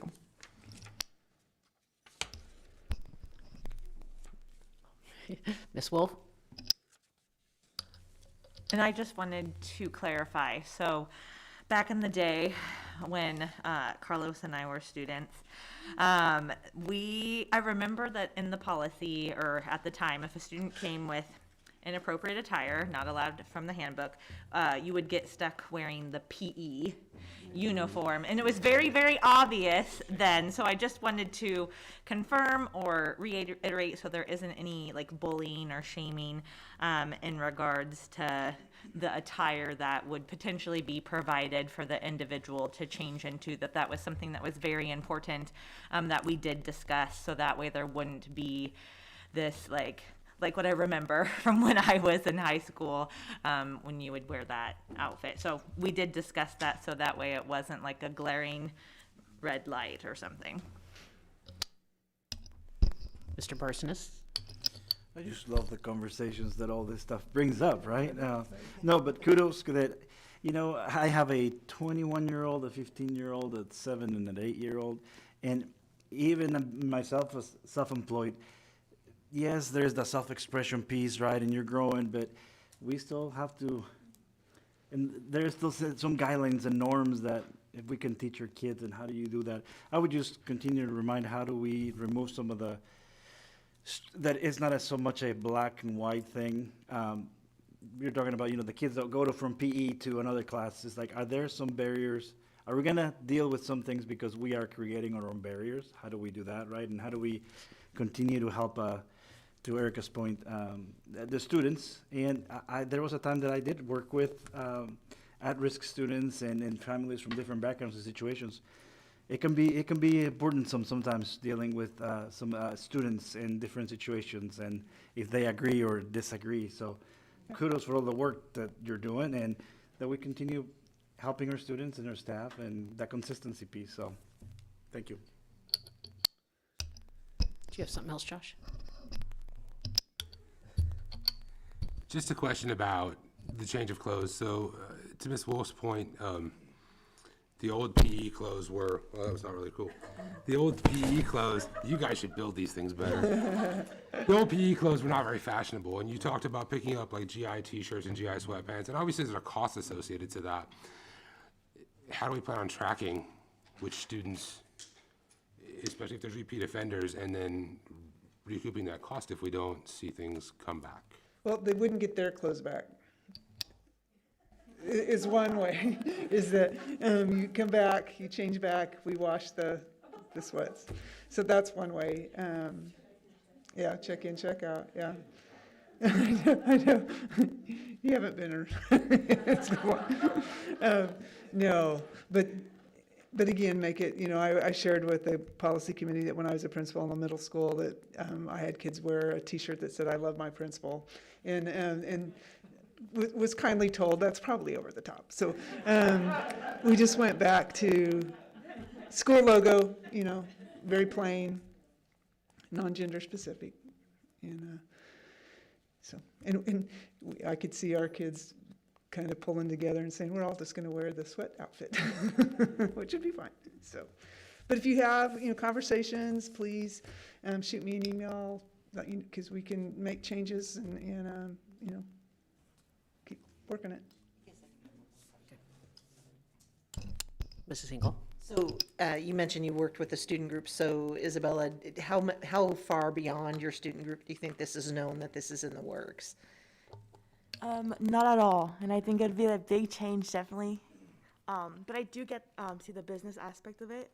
I know that like freshman year to senior year, lots of people have came in to speak to us, and lawyers even, Crane Trust people. So I do see that importance, and I think if we like really navigate that, I think it makes sense to me. At first, I was kind of like, it's gonna be a little hard, but to strive for the best workplace, GIPS is all about making sure we have direction afterwards high school, and I think this is a perfect way to start and implementing that. So.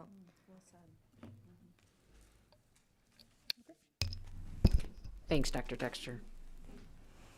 13.2, KSB Law Legal Representation Agreement. Good evening, Superintendent, members of the board.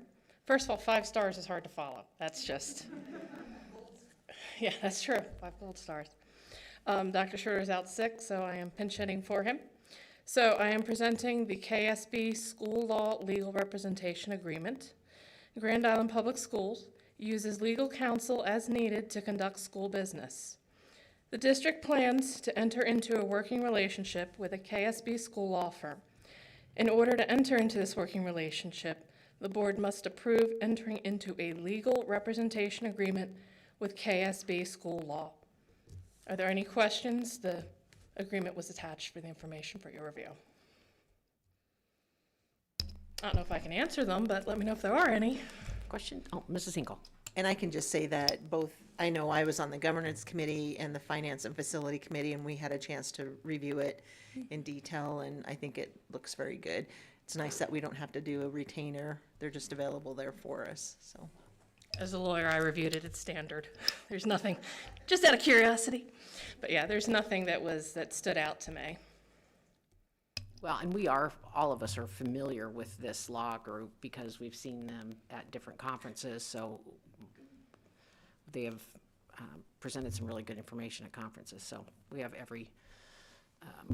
we know they're going to be good. So, anything else? Thank you, Kristen. Thank you. 13.3, memo of agreement between Grand Island Public Schools and the Grand Island Public Schools Foundation. Thank you for being here, Tracy. Hi, I'm also pinch hitting for Dr. Schroeder. I do expect my 5 stars, Mrs. Juergens. But what you have in front of you is our first attempt at a written agreement at codifying our relationship.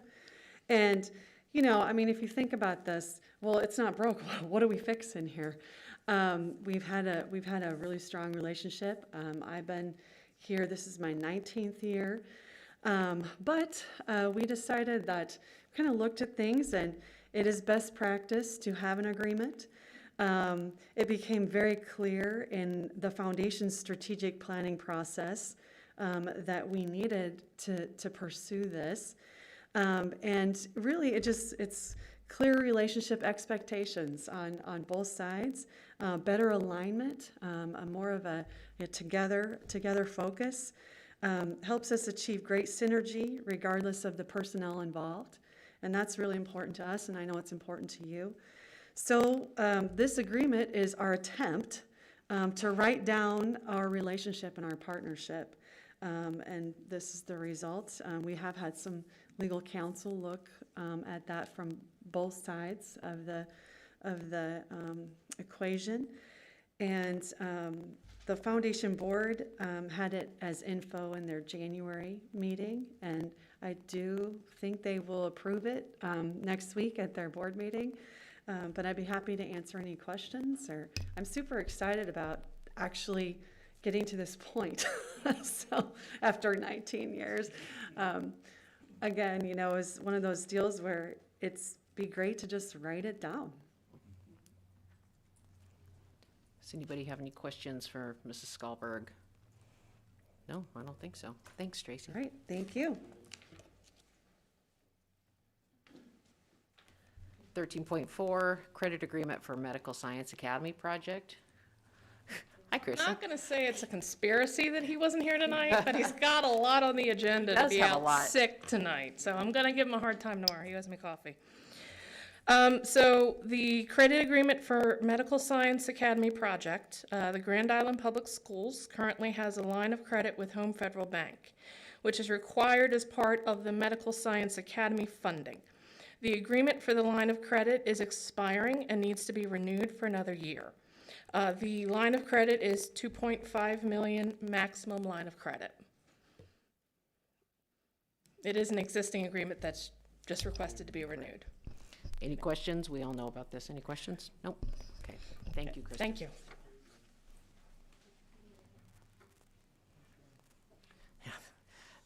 13.5, IT E-rate Category 2 switching. That sounds like a Corey item. How could you tell? Thank you. This evening, just to take the high-level view of what this is, about 7 years ago, we used the E-rate funding mechanism to replace all of the switching throughout the district. And in that time, we've seen good use out of that technology, but that technology has been end of life by the manufacturer, as well as a number of advancements have been made regarding switching and identity and access control. And so what this is a proposal that we went out to bid through the federal E-rate process and had a number of respondents. What's funny about that is sometimes they didn't respond bidding on switches, and sometimes they just shot you a 200-page document of whatever they had in their inventory and hope that you'd pick something and sign with them. So there were really only two responsible bidders. Those two were Prime Communications and Hamilton Communications. Unfortunately, at the time, we do have an existing relationship with both of those vendors, but Hamilton wasn't able to secure preferred pricing from the manufacturer, and so that obviously a substantial increase in cost for the hardware as compared to Prime. So essentially what we're looking at is about $1.15 million worth of hardware equipment. That's about 200 edge and aggregation switches. Part of the reason for this is as we look at the wireless technology that we have, as that continues to grow and develop, we couldn't do a one-to-one replacement. We actually had to add additional equipment because the newer APs require multiple runs to go to them so that they can, provide higher bandwidths down to the users' devices, the students and the teachers. In addition, Mr. Petch likes to put cameras every 10 feet in the building. And so by doing that, we switched all of those technologies over to the PoE through the network as well. And so that's kind of raised that port count as well. So all those things considered, here's the cost to do the replacement for all the facilities except for this building. E-rate won't fund the edge and aggregation in a non-instructional facility. And then we also had already done piloting with this new technology in both the Islander Annex and the OLC. So those buildings are actually up to date already.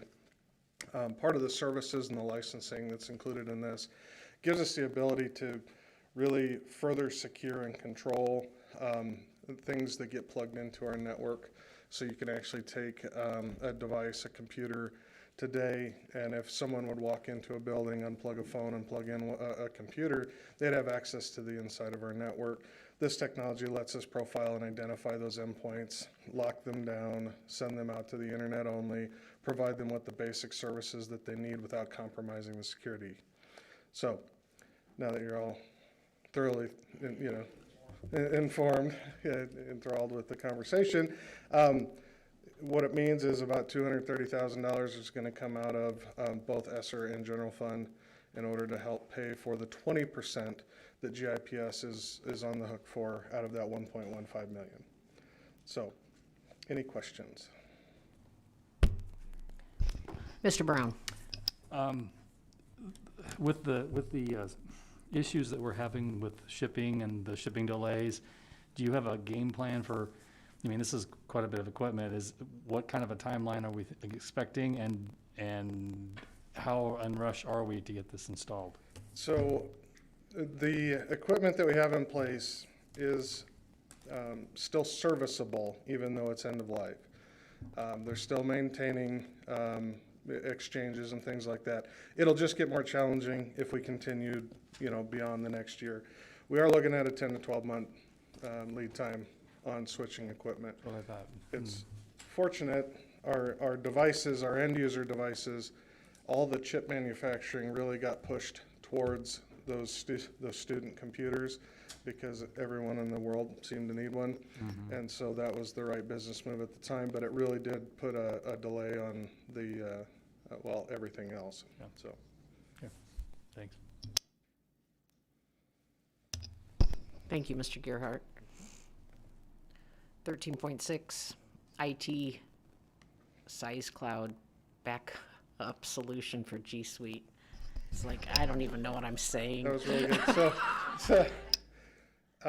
good. We talked several months ago about, the improvement in security that just needed to happen, number one, because of a lot of the remote working in the pandemic and following the trends of what was happening in the public sector. This is also helps us meet a requirement that was imposed by ALICAP to provide that lower deductible on our cybersecurity insurance. Essentially, prior to this, we had a generic backup solution for staff and files that were living in our cloud environment, our G Suite environment, and essentially that wasn't able to do the encryption and the backup that was necessary. It is encrypted, but it's not something we control, so we didn't have the ability to check that box off on there. The other thing that SysCloud provides is file level backup. So if you've ever been in a situation where you've lost a file or a critical file, the way our existing backup solution, you would have to click the button and all of your files from a point in time got backed up. You had to sift through them. Now you had duplicates. It becomes a really big mess. So this tool actually allows us to do that individual file level backup for individual user accounts. It also allows us to back up our shared drives. So those are now going to be encrypted, backed up, point in time, which will prevent us from getting into a situation where we might have a crypto locking event or malware. So exciting stuff again, but about $15,000 a year will help check a big box and put us in a much better place should we have a security event. Thank you, Mr. Gearhart. Any questions? Okay, thank you. Thanks. 13.7, engineering letter of intent for Grand Island Senior High. Mr. Petch. Just to be accurate, these are the guys that put the cameras in my buildings, so it's not my fault. Just kidding. And I don't know if you can see those. Yeah, you should be able to see those percentages on there. Since Ken's not here, I did bring my own glasses. So, the first one is should be for the Grand Island Senior High addition and remodel project. So this is a letter of intent, similar to what we talked about last month with Canon. The percentages come off of the master contract that we have with these folks, and so these guys break it out a little more in respect that they have new addition percentages. That's part of the percent that they have of their schedule, and then also the remodel. So if you look on there, for the new addition, 7.5%, and then for the remodel piece is at 8.75%. And I checked those against the master contract schedule, so they're kosher, all in line. And then the next one too is the gates. Same thing. With the new addition piece at 6.75%, and then with the renovation piece at 8.75%. Two also I mentioned last month that once we actually get the actual cost of the project, we will adjust those percentages if needed. Just depends, where we land when we come out for proposal. Any questions on the letter of intents from ETI? Well, not a Mr. question, Brown? really a comment, but we did review both of these, obviously, in facility finance, and this is something that we've reviewed, oh gosh, I mean, every year. Anytime we're doing projects, we do have a standing agreement, and then it's so much more straightforward to just take these percentages and apply it to either a new design or a rebuild. And so there's really no questions on it when it comes across the table for us. So, and the percentages are very, I would say, nationally accepted or even regionally accepted. So, like I said, the facility finance group, we've seen this before. Just let the others know that these are pretty standard. Thank you, Mr. Brown. You want to stay up there for a while, Dan? As well. 13.9, construction update. So, working on our ESSER projects, in particular, the senior high and gates, which we're just talking about right here. Still pressing to have those ready this spring. Our senior high design is slipping a little bit, so instead of being ready for March, it's probably going to be more like April, which gates is also slated for April. We're going to kind of gauge that because we don't want to be out for proposal and open bids at the same time, in the same month. There's a slight chance I might ask you guys for a special board meeting, just saying right now. But until these guys have it ready, and we're not going to release these until they're ready, and so I'll just kind of keep you posted accordingly. It's going fine, but on the senior high project, the architects were out for over 2 weeks for obviously COVID. So we're just gonna, adapt and overcome kind of thing. So working on medical pathway, still haven't finalized that, but we're real close with it. So we'd hope to, like I said, we'd hope to have that here later on this month to be contract documents ready. Once the foundation groups can get us the money, then that's the time that we would go out for proposal for that. And then we all talked about project list and everything last Friday, so I'll conclude and answer any questions you guys might have. Doesn't look like there's any questions. Thank you, Mr. Petch. Thank you. 13.10, student representative report. And I'm doing the movies and stuff for this? Yes, and that'll be after. That is a leap of faith. Okay. Thank you, Ms. Elvers. So you tell me, okay? Okay, thank you. The Islander boys bowling team received their first ever title of state bowling champions, making the Islanders go down in history. The boys wrestling team were runner-up to Miller South at the NSSA wrestling duel. Swimming and diving varsity championships will take place Friday at Fremont's YMCA. There will be a girls' varsity basketball game at 5:30 p.m. at Omaha North High this Friday. Basketball boys JV and varsity will also play against North Omaha High in Omaha. The girls' wrestling team has 6 state qualifiers who will compete next week. Our talented group of chamber singers will be hosting Singing Valentines for students on Valentine's Day. A Midsummer's Night Texas-sized nightmare will take place February 18th and 19th at 7:30 p.m. in the Little Theater. General admissions is $5 for adults, $3 for students, and free with a Gish ID. Tickets are available online or at the door. There will also be an Islander experience for the class of 2026 on February 27th. Student Council. Council officers have designed a week to highlight and celebrate kindness at school. There will be an art contest for students to submit their artwork by digital or physical entries. The theme is, what does kindness mean to you? Monday, students will see single positivity posters throughout the school and see phone numbers and posters for Teen Dating Violence Awareness Month. Monday, February 14th, students will also get the opportunity to get bracelets from Student Council before school and during lunch. These bracelets will break when their wish has been completed. Student Council members made a total of 1,000 bracelets. Tuesday, February 15th, members of Student Council will be handing out Islander Nows, encouragements for acts of kindness that students are encouraged to complete throughout the day. These students will be stationed at the main doors in the morning. Wednesday, February 16th, members of STUCO will be handing out pencils at the doors for students. Thursday, February 17th, the Art Winners Contest would be announced, and they get prizes. Miss Rec was able to be given money via our Grand Island Senior High Student Council Helping Hand Grant Fund after losing her home to a house fire. Unity Council met with Jessica Ramos, who traveled from Philadelphia. She is a consultant who specializes in equity systems for schools.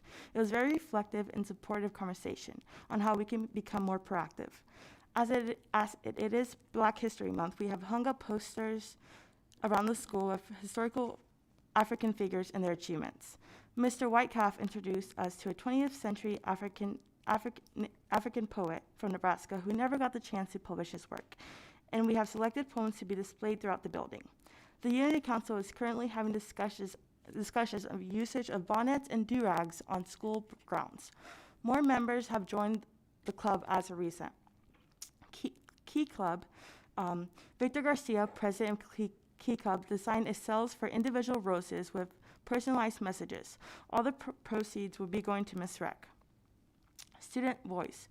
This features students' comments regarding the 4-day weeks. A submission for a senior reads, I feel like it can be a good thing for students to be safe, but they can also use this time for their homework. Another submission reads, odd, but if it helps the community, then I'm for it. Students, try your best and learn while you can. Another submission reads, I like it, but I also think we can try virtual for 2 weeks and let all teachers and students who need to quarantine recover, and then come back fresh with everyone. But students don't tend to do virtual classes, so probably wouldn't work. Class officer notes, we are working closely with Mr. Gilbertson and the admin on prom and May graduation plans. For example, we are planning the prom for masquerade, decorations and details, as well as Class A festivities. The officers are creating a farewell video with staff members during our class day. We filmed a good portion of the video today. Lots of exciting fun. My individual service project, which pertains to National Honor Society, has finished, and I wanted to update you and show you the power of having a strong teacher who influences you and leads you to success. And then videos, and I have a few attached photos of the bracelets that we made and pictures from the reading club.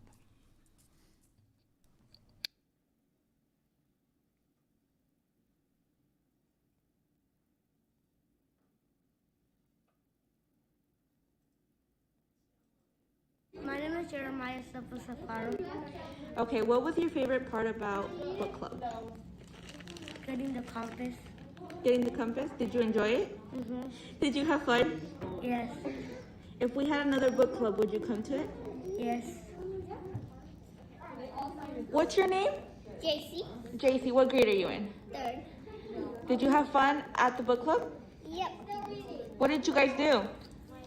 We actually did a lot. So we get snacks, we do stuff, we go to the books, we have fun, and we can make our own decorations.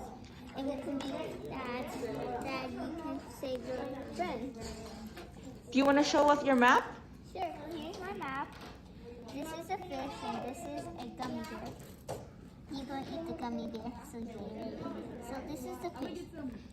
And here's some stars to make it new because you told him that you had to come here at night. And then he comes down and he see his friend.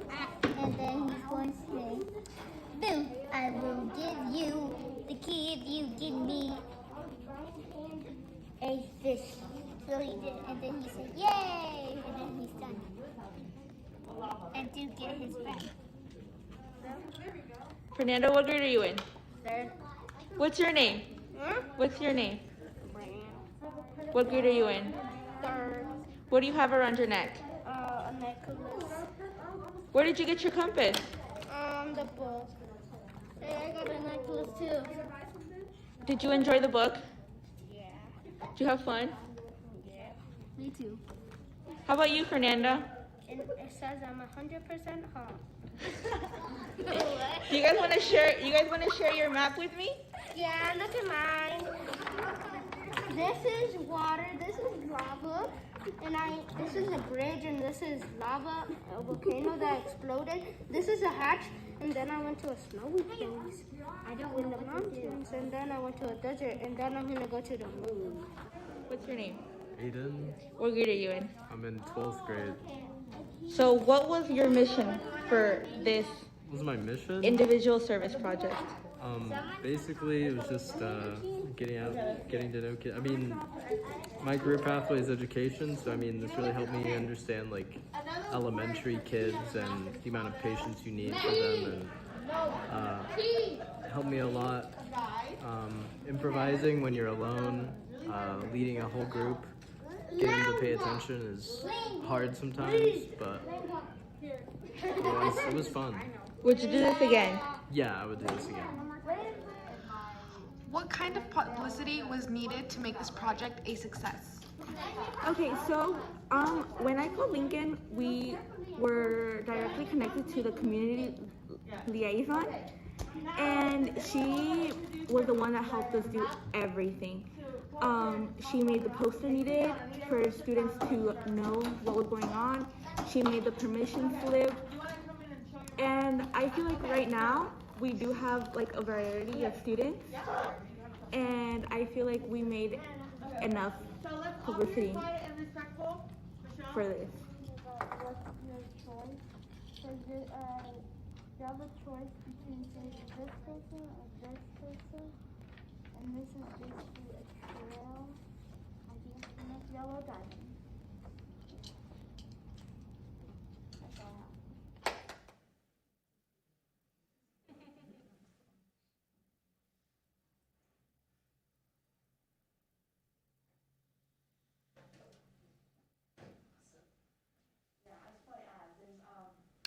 have. There's art because at the end of our project was making a map because the book was Will You Survive? So we did read.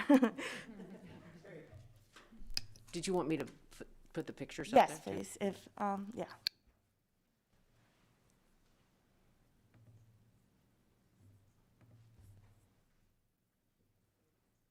There it is.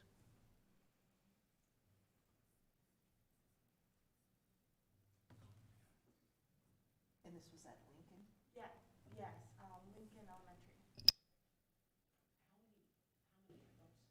How many students were with you helping? There was about 5 students, and we were given that. Usually it's only like 3 or 4, but since we're such a large group of students too working and we had to commute after school, we had to kind of figure that out on our own. And then that is our Black History Month bulletin board outside the West office, and we change the quote each day. Oh, so that's awesome. Yes.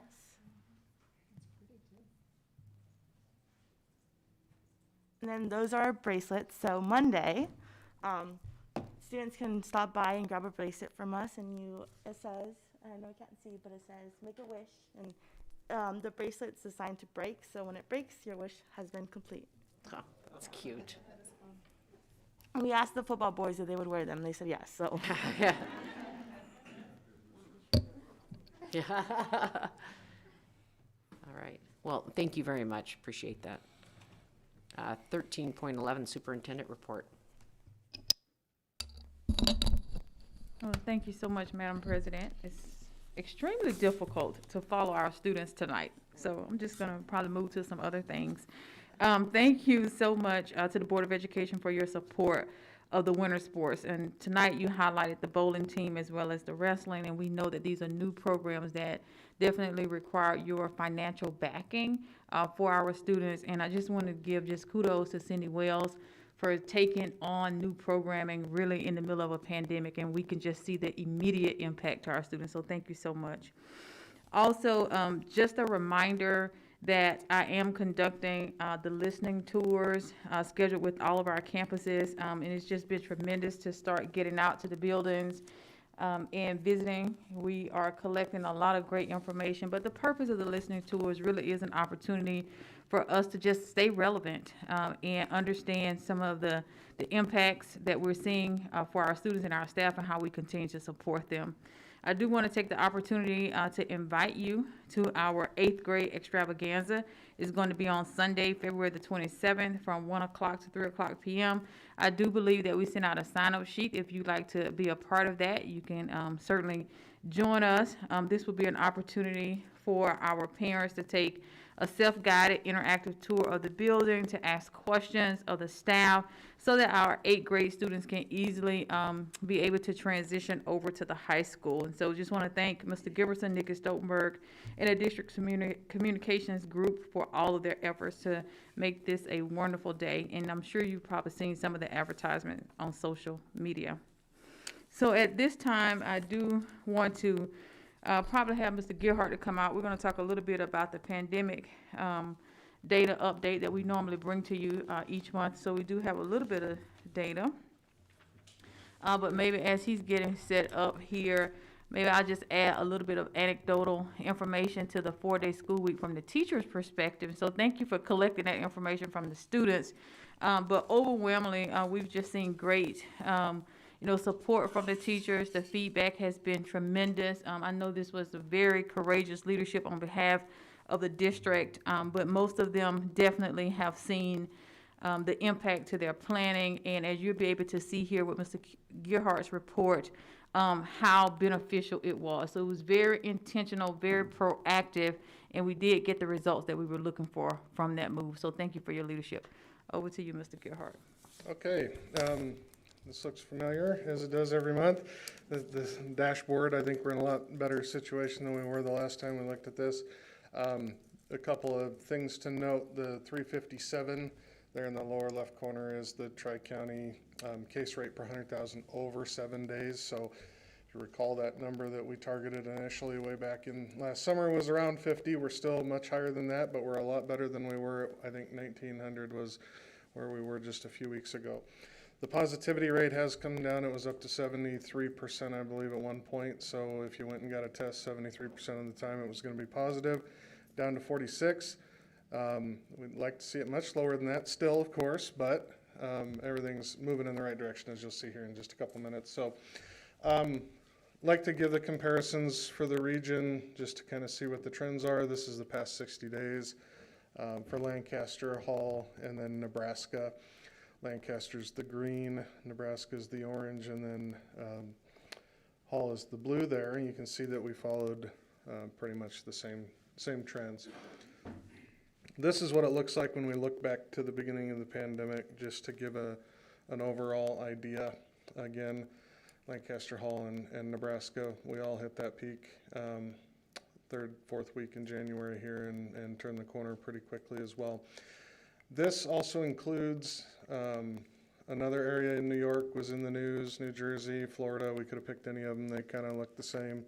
But just to see, they followed that trend and that pattern, and we knew that it was going to be there. But remember, we talked, we don't tend to go as high and peak quite as high as those other places do, and this wasn't an exception to that. Active hospitalizations, that's the big peak on the left there is from last winter. We didn't have the big peak, but we are having sustained hospitalization, so there's a lot of utilization continuing, and this is, the CDHD area. So blue is hospitalized, and the orange is ventilator use at the bottom there. So this is our internal data. Number of positive cases per week. You can see that third week in January, we just kind of took off like a rocket compared to the rest of the year. Turned around and we've seen that trending down. We actually were down to 1 case this week. So that's exciting and good news. As we compare ourselves to Hall County is obviously a much bigger population, so the moving average is a little bit slower to respond compared to GIPS, but we were right in the same boat, both directions there. And the number you saw earlier, the 350 some, you'll see in here it's 413. The way this moving map works, or the live data, it actually picks the peak from that week, so that's actually the peak from earlier in the week, so that we have apples to apples comparison. To compare just the raw data, when we were here in January, the previous case count 315, and then today we're at 1. But you'll notice we had quite a few additional cases in that meantime there, another 419 or so. So this is the student absence graph. I took it back to November to show you the trend of what was happening prior to the break, and then what happened with the break in January, and then kind of where we're back at again. If you'll notice, the dark blue is the students who are out for illness, and the light blue is the overall absence rate for all students. So dark blue is getting very, very close to where it was before we went into the winter break. And you can kind of see, it's small on this screen, but you can kind of see where the weeks went when we made the decision to mask and to do the 4-day weeks. It cut almost immediately the next week. We had that long weekend, dropped, plateaued, dropped, and now we're kind of in this gentle roll-off, I guess you would call it. Students out of school, whole day. This is a week at a time, so it's another way to look at the graph we just looked at, but you compress all that into a week, and it follows the same pattern. We are much lower, but you'll see we still are just a bit higher than we were prior to the break as a weekly average. This is the staff out, so this is all staff, certified and classified, and you can see that top week when we instituted the change back in the 14th of January, and the trends that have followed. So February 3rd is the last whole week. I guess we could have pulled today too because we didn't have students, but that is last week's numbers. The illnesses, you can see that was a huge change. The dark blue and the aqua on the bottom, those are illness absences, and so we can see we had a run there in the middle of January, and it's since come back. We're not quite down to that December threshold, but we are getting close. This is substitute fill rate. So this was the very concerning thing. If you look at that peak on the red at 143 and with the blue at 45, the blue is the unfilled vacancies for that day. That's only certified absences. So that's teachers out of classrooms. And we hit 45, we made our change. You can watch it walk down, almost follows the same plateaus as the students did. And in the last 2 student contact days, we've had no unfilled vacancies. In fact, it was 3, I think. The one there was a mistake, but it made the data, and so it got changed after the fact. This was just to remind us, the protocols and the changes that we put in place.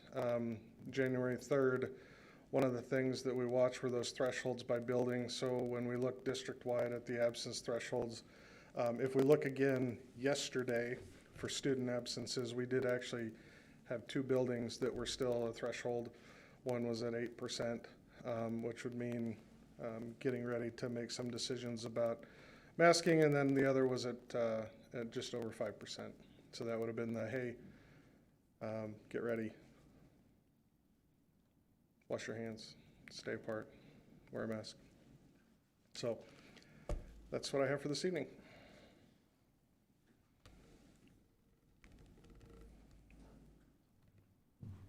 All right, with no questions, thank you. Thank you so much, Mr. Gerhart. And just a reminder to the board, as you can see, we're continuing to meet, discuss the information. We did state to our community that we would give them an update by February the 18th, which is next week. Thank you.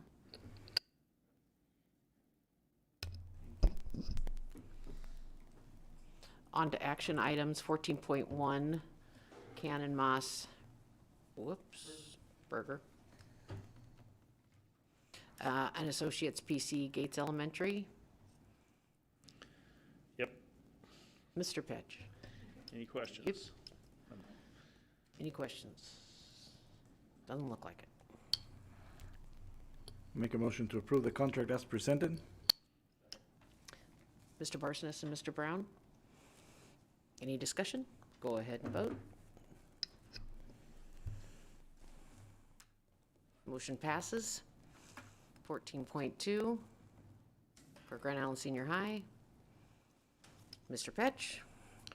Unless there's any questions, no changes from last month when we talked about the contract for that location, so.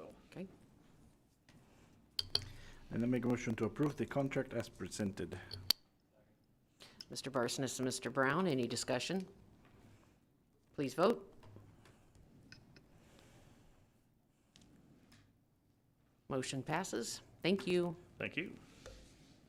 14.3, KSB School Law Legal Representation Agreement. Any questions? Mrs. Irie, any questions? No questions. I would move to approve the Grand Island Public Schools entering into a legal representation agreement with KSB School Law. Mr. Brown and Mr. Barsonis, any discussion? Please vote.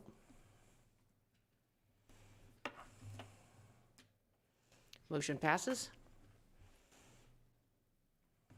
You're here. The second one. It's like, am I missing something? Okay, 14.4, credit agreement for Medical Science Academy project. Any questions?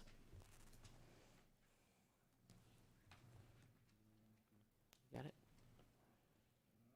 14.4, right? Correct. Motion to approve, make a motion to approve the renewal of $2.5 million line of credit agreement for the Medical Science Academies project and to authorize Grand Island Public School Board President, Ms. Lisa Albers, to sign the agreement. Mr. Barsonis and Dr. Bros. Any discussion? Please vote. Motion passes. 14.5, IT E-rate Category 2 switching. Mr. Gerhart? Yeah, I'm back. I forgot to mention, because of the timing, the way it works, we needed to get authorization to move forward to file the necessary forms for the federal stuff in order to get the reimbursement. So this is going to go forward with the understanding that it's contingent upon the financing from the E-rate program for the 80%. Thank you. Make a motion to approve the purchase of the inner working switches, accessories, and services from Prime Communications pending E-rate funding commitment as submitted. Yes. Mr. Barsonis and Ms. Wolf, any discussion? Please vote.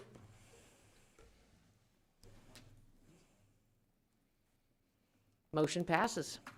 Thank you. 15.1, Grand Island Public Schools Foundation Report. Yes, and it is a busy season because it is scholarship season. The deadline for the GIPS Foundation online scholarship application was February 9th. In addition to being user-friendly for students, the web-based data also allows the foundation to revise and perfect the scholarship review process. The review process will involve approximately 100 volunteers. Reviewers do not see personal data, as student applicants are assigned a number. Volunteer reviewers start training the last week of February and will be busy during the following 3 weeks. Let us know if you would like to be part of this review. Anyone who would like to volunteer to be part of the scholarship review is welcome as long as he or she is not related to a current GISH senior. The foundation is also gearing up for the annual Added Up to Opportunity Staff and Board campaign. The campaign will focus on testimonial stories and the students who benefit. Foundation Director Tracy Scalberg will address the Board of Education in March regarding this campaign. The foundation has purchased an institutional ticket for the National Association of Education Foundation online conference this year. The sessions will take place the afternoons of March 2nd through the 4th. We can have as many as we want to attend. Let Tracy know if you would like a link to registration. Tracy is also serving as president of the National Association of Education Foundations, headquartered in Baltimore, Maryland. Tracy will be leading the board through strategic planning in late March in Baltimore. The foundation board will celebrate the service of longtime board members Connie Allen, Russ Raruka, and Dave Lofgreen after their meeting on February 16th. Board of Education members are invited to attend. And then finally, the foundation board will be taking action on the MOA mentioned tonight with the school district defining the relationship between the district and the foundation at their February 16th board meeting. And that concludes my report. Thank you, Mrs. Juergens. 15.2 NASB monthly update is attached there. 16, notification of upcoming meetings. Our next meeting will be on a Monday because it would ordinarily fall during spring break, so it's Monday, March 14th. The regularly scheduled meeting, well, as I said, would have been, what, the 10th? But anyway, it's moved. So, and 17, adjournment.